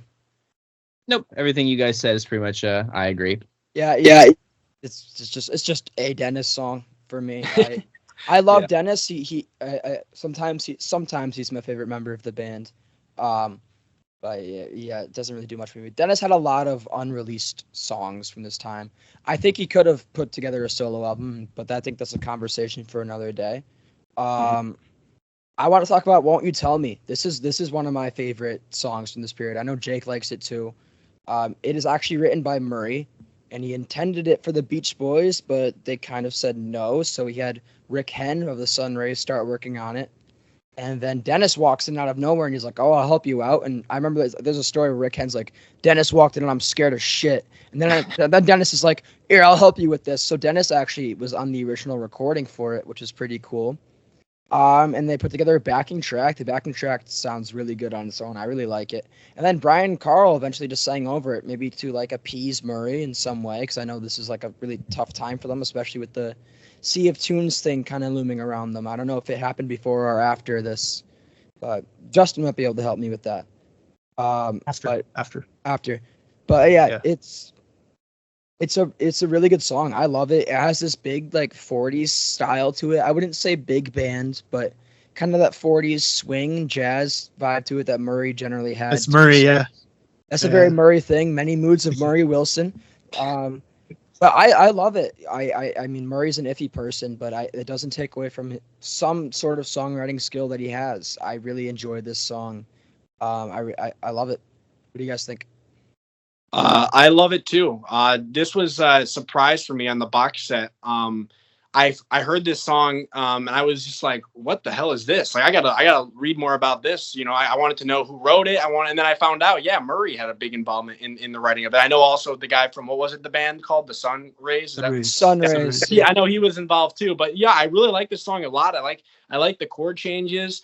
I love the production on it. I think that, like you said, that backing track is so good.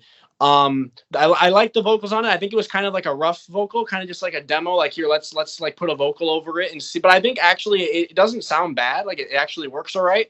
I like a lot of parts of this song. I like the please be patient with me and we'll get by. I like that a lot. Yeah. Yeah, it's a really nice song, and I have heard the Sunrays version with their vocals. I actually kind of do prefer the Beach Boys like version with kind of just like the demo vocal. But I do like the song a lot. I think it's kind of like a hidden gem on the Field Flows box set. Justin, I saw you were smiling. You something like funny about this song or something you wanted to say? No. I like the song as well too, and I didn't even know it existed until the box set. And I was surprised to see that Murray was writing something for the band at this time. I thought that Breakaway was kind of like the last kind of straw with Murray, but we see with this that they were still kind of relatively tight at this point. So yeah. Matt. I got nothing to add. Yeah, go ahead. No, one other thing I wanted to say. So on the Field Flows box set, there's also like another recording of it on there where it's like them like working on it. I think it's like a minute. It's like a little demo thing where they're just talking, and it's funny because you hear Murray say something like, "This is going to be the best song you guys recorded in years," and then Brian just starts laughing. And I think that's one of the funniest things because Brian's just like, "You are so full of shit," you know. Like I said, I do like the song, but I just think it's funny that like Murray's throwing that out there. Like that's such a crazy statement, but it's a good.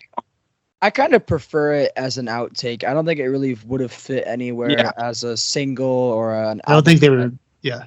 Yeah. I don't think they were serious.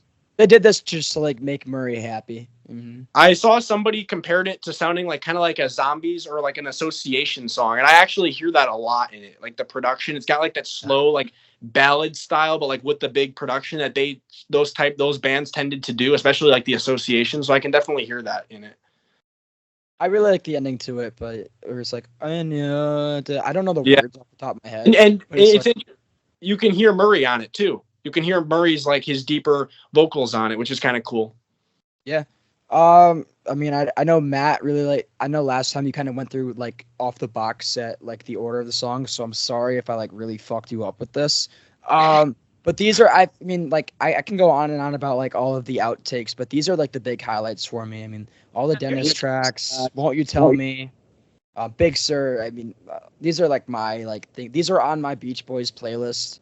I listen to these almost as much, if not maybe more, than Surf's Up the album.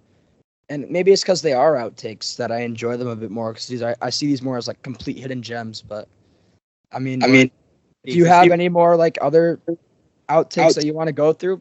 Let's go. Mention. It seems like you guys are kind of cool on this song, but I really love 4th of July. I think it's really awesome. I love how atmospheric it feels. I love like the fade in intro. I love the vocal. I love the lyrics. I really like the song. Sounds like we're a little bit more frosty on that one in here. Like on 4th of July. I think it's all right. I just kind of feel like I'm waiting for something big to happen, and it never happens. It kind of just keeps going. I don't think it's a bad thing by any means, and like I get why people would prefer that to be on Surf's Up over some of the songs that are on there. I think like thematically it would have fit all right, but I think there's a funny quote about this song where like it's in one of like those like Rolling Stone interviews or whatever from the early 70s where they're at Brian's house, I think, and like I think Jack Reilly says like he's like talking to Brian trying to get him excited about this song. He's like, yeah, we're writing this song about the 4th of July and like fireworks like blasting and stuff, and it's like Brian said nothing, which I thought was funny. Like Brian could care less. I love the irony in the song too, because it's a very ironic title, because it's not like it's really critical of America. It's not really like the kind of song that you would play at like the 4th of July, because you'd probably get beat up by some people, which is what I like about it. It's very ironic, which I think is something that Jack Riley kind of brought that hint of irony to the band. It's like Born in the USA. If you look at the lyrics, it's actually critical of America. And the funny thing is, I think that's the reason like Bruce Springsteen doesn't play that song here is because I think he thinks like people don't get the meaning of it, because he does play it in Europe, but he won't, he doesn't seem to play it. Like I saw him at Wrigley Field last year and he didn't do this song. And my mom was like, why didn't he do it? And I'm like, I think that's why, because I think he doesn't, I don't think Americans don't get it. So This land is your land. There's a whole verse that Woody Guthrie cut out about like private property and people like, in the relief line, like the song is not what you think it's about. Mm-hmm. Woody Guthrie was, I mean, he was pretty sure he was a socialist, right? I'm pretty sure he was. But I'm just saying, no, you're right. And also, I think the reason Bruce Springsteen doesn't perform here is because a lot of Republican politicians have used the song. That's very true. He doesn't like that. But no, yeah, 4th of July. What's your thoughts on it, Reilly and Justin? I kind of agree with Jake. It kind of feels like it's building up to something, and it doesn't really, compared to a lot of Dennis songs where like the chorus or the coda will really like emphasize it. It doesn't really have that kind of thing for me. I'm not a huge fan of the lyrics. I think they're like really, really in your face, and not in the sense where I feel like he's shoving it in our face. I feel like it's like he's not being like poetic enough. He's just taking lines from, is it the national anthem? I don't know. Like, I think he's just taking lines, and instead of like being poetic like I know he can be. I feel like he's not really trying hard enough, and instead he's just ripping them. So I don't know. I've always had that against it, where he's like the bombs bursting in air, and I just kind of cringe a little bit because I feel like he could have done a lot better. That's Jack Reilly. Yep. It was Jack Reilly. Reilly did lyrics on this song. Yep, I have the thing right in front of me. Shit, Jack Reilly could have done 10 times better. Yeah, maybe. I kind of get that, but I still enjoy the song. Justin, your thoughts? I would say the same as the other guys. It sounds kind of like a song that's going to build up, but it never really reaches that kind of next plateau. It kind of drags on a little bit. Yeah, that's pretty much all I'd say about it. Okay. The next one I want to talk about, now this is not necessarily one of my favorites, but I think it's just kind of interesting. Help is on the way. Probably one of the most interesting songs they've ever written, I will say. An interesting premise.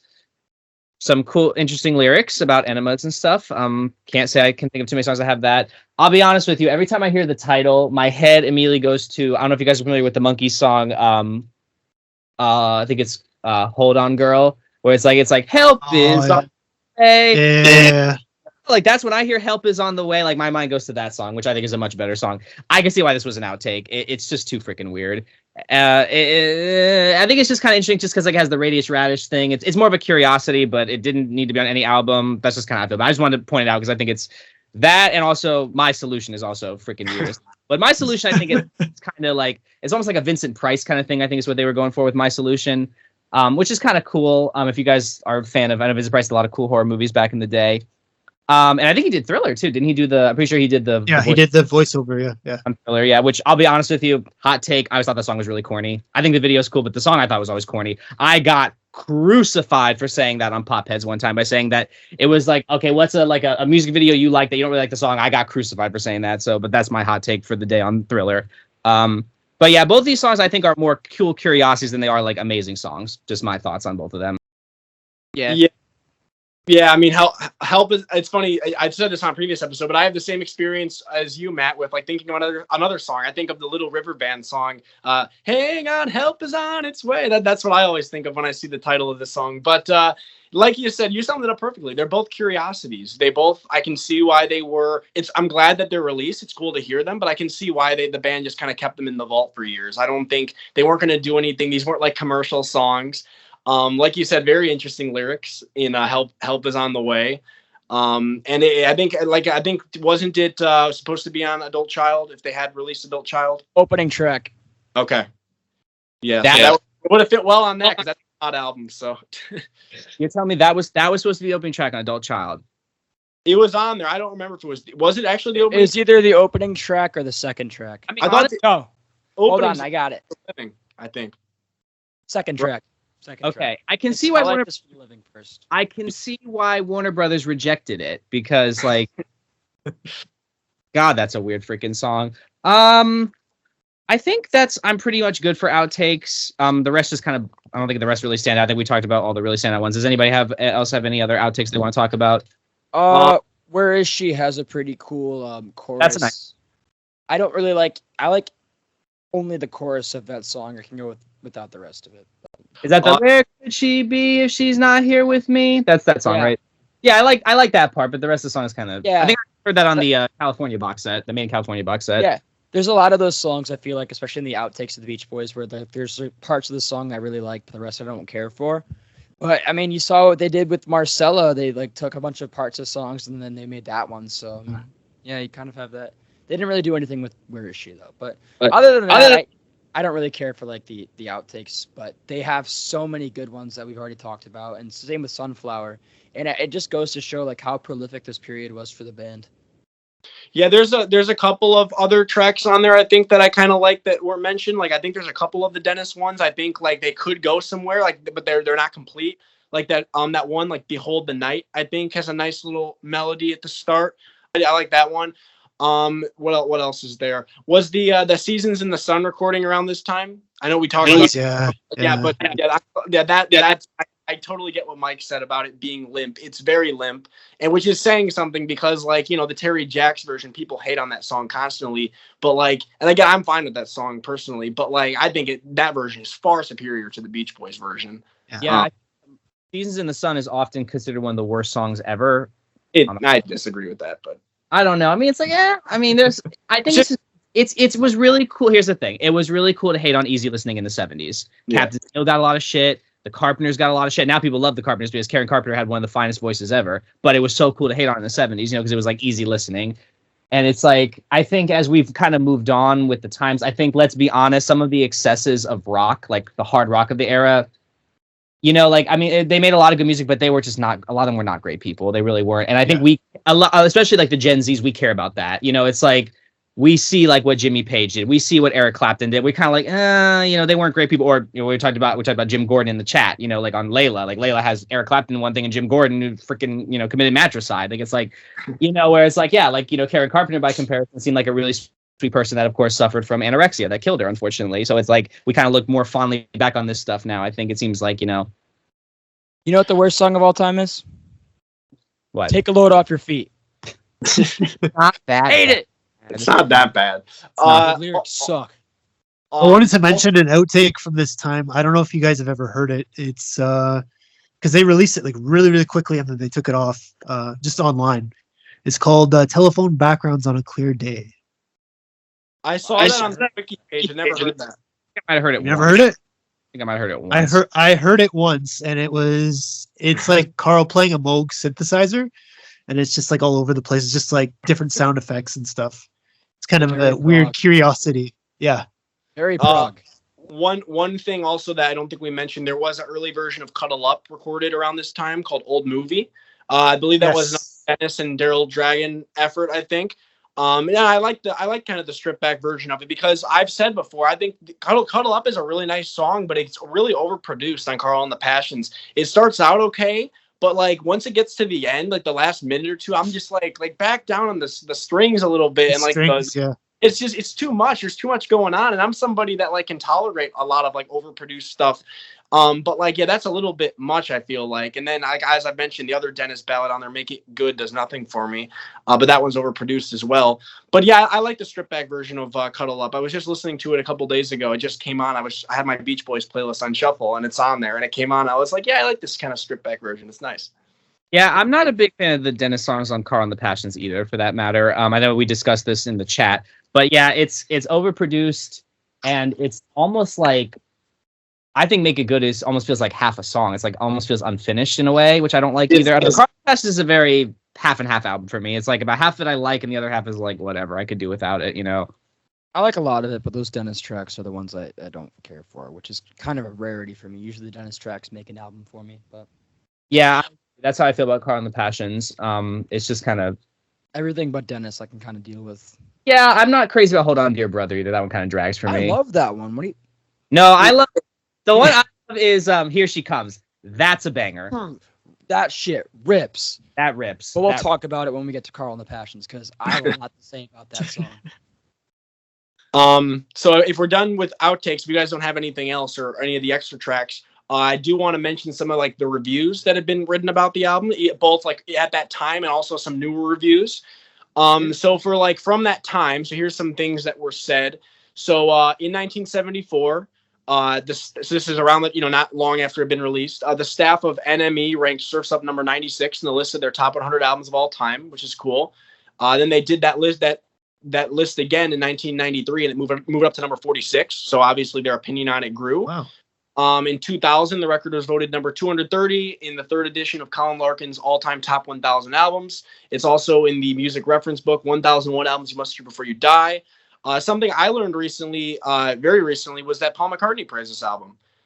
He's in a 1971 interview, Paul McCartney praised the album, commenting while discussing other contemporary releases. I think he mentioned like a T-Rex album that he liked because they were asking him about different albums that he was listening to, and he said, "Have you got the new Beach Boys album, Surf's Up? That's good too." So I thought that was really cool because, like, from what I had known before, Paul mostly just talked about Pet Sounds, which, I mean, of course, I don't blame him. That's such an amazing album. Obviously influenced the Beatles, and God Only Knows is obviously Paul's favorite song. But it's cool to hear that he was listening to that stuff. It's cool to hear, like, and then it makes me think, like, did he listen to Sunflower? What else was he listening to? So I think that's really cool. Yeah. Go ahead. Oh, I just want to say one quick thing. So, Acclaimed Music, I don't know if you guys are familiar with that site, but it's kind of like a music aggregator thing. Believe it or not, this is the second most acclaimed Beach Boys album in their catalog behind Pet Sounds, based on the aggregation of all the lists and everything. I don't think it's like for me it's not, but like I do think it should be. I feel like it's top 5 or 6. Again, it's music is obviously like, we all have our own opinions. Like it's hard to be like, like objective with it, but like I do feel like it's up there for sure. I'm not too surprised by that, but I would put Sunflower above it. But I do wonder, I would too. Maybe this got so hyped up just because of like the social consciousness of it back in the day. I know in the early 70s that was a big thing, that like if you made music that was really socially conscious, they really, really liked it and wrote really good reviews for it. I know Paz and Jop, it was pretty high on the Paz. I don't know if you guys are familiar with Paz and Jop. It was the poll that the Village Voice used to do, run by Robert Kreisgaw. And I know it was pretty high on there in 71. It was on the list. And so maybe like that's part of it. And I think maybe that attitude is kind of permeated. Maybe also too, people just look at like the highs and just think, oh, well, the highs are so good, we have to rank it highly. I just wanted to put it out there. I don't know if I would necessarily put it as their second best album either, but that's what the aggregation of critics lists say. That's all. Another cool review about or positive review of the album. They said it was one of the most imaginatively produced LPs since last fall's All Things Must Pass by George Harrison. So that was a review from the time as well. A Rolling Stone writer stated the Beach Boys stage a remarkable comeback, an LP that weds their choral harmonies to progressive pop, and which shows youngest Wilson brother Carl stepping into the fore of the venerable outfit. And then another review from Arthur Schmidt. He said Surf's Up and Disney Girls were his favorite songs on the album, and he said this is a good album, probably as good as Sunflower, which is terrific. It is certainly the most original, and that it has contributed something purely its own. And I think that's a interesting statement because, yeah, it is a very unique album, both in the Beach Boys discography and just like for the time. I think it's a really interesting album. You got a good variety of stuff on there. In terms of like, you got some harder rocking songs, you have some more mellow songs. But I think the thing with this album for me is, and you've mentioned this, Reilly, the production on this album is really, really good. I know some people are kind of, I've heard some people are critical of it, but I actually think it's really, really good. I think it enhances a lot of the songs like Looking at Tomorrow. I think like, yeah, that's just an album track, but the production really enhances it for me. Songs like Long Promised Road, like that bridge section, I love the production on that. And I think Stephen Desper did a really great job with this album. I'm not sure if I mentioned, did I say Bruce's exact quote earlier? Because I wrote it down, like what he exactly said about Surf's Up. He said, "To me, Surf's Up is and always has been one hyped up lie. It was a false reflection of the Beach Boys and one which Jack Reilly engineered right from the start. It made it look like Brian Wilson was more than just a visitor at those sessions. Jack made it appear as though Brian was really there all the time. So obviously he wasn't. This is not Bruce's favorite album, despite it having one of his best songs on it. I don't think Bruce ever liked Jack Reilly either. So the two of them, yeah." Oh, and here's the quote from Daryl Dragon that I mentioned earlier. I said that Daryl had commented on Brian not really being like super involved. So this is what he said. He said, it says, Daryl Dragon, however, who took part in some of the sessions, missed Brian's presence. He said, I felt there was limitation in the production, not the recording, but in the production values compared to when Brian Wilson was in charge. When Brian was recording at Capitol or at Western, he would go over and tell Hal Blaine to play this and the trombone player to play that. He never did that during this period like he did then. And I think that was part of the magic. I remember I was playing Vibes and he said, okay, Daryl, play Vibes. And I said, what do you want me to play? And he said, just think of something. I didn't want that. I wanted his feedback. Brian was there and I wanted him to tell me more. But at those sessions, Brian was just hanging out. So that kind of shows like, even though Brian was kind of there, he really wasn't. but again, I understand, like, obviously at that point, people, like, the public knew about Brian's, like, Smile was already, there was a lot of talk about that, like this amazing unreleased album, so having, like, knowing that, like, oh, Surf's Up is coming out, it's this amazing song from that album, I can get why they were really pushing the whole, like, yeah, this is a Brian album, so I get it. Is that everything you guys have to say? Should we wrap it up? Yeah, I'm good. All right, cool. Thank you, Reilly, what's going on in the back? I don't know, man. I'm freaking out like the chicken tenders, dude. Oh, Jesus. All right. Thank you everyone for listening to the 7th episode of Good Timin. I hope you enjoyed the show. I had a great time discussing all things Surf's Up with you guys, and it was fun hearing everybody's thoughts and opinions on all the different tracks and outtakes. As always, if those of you listening like this podcast and want to hear more, feel free to subscribe or follow wherever you're listening. We greatly appreciate all the support as it motivates us to make more episodes in the future. Also, as a reminder, the podcast is available on both Spotify and Apple Podcasts, as well as on YouTube. So there's now more ways than ever to listen and keep up with the show. So thank you again for listening, and we will see you all next time. Goodbye.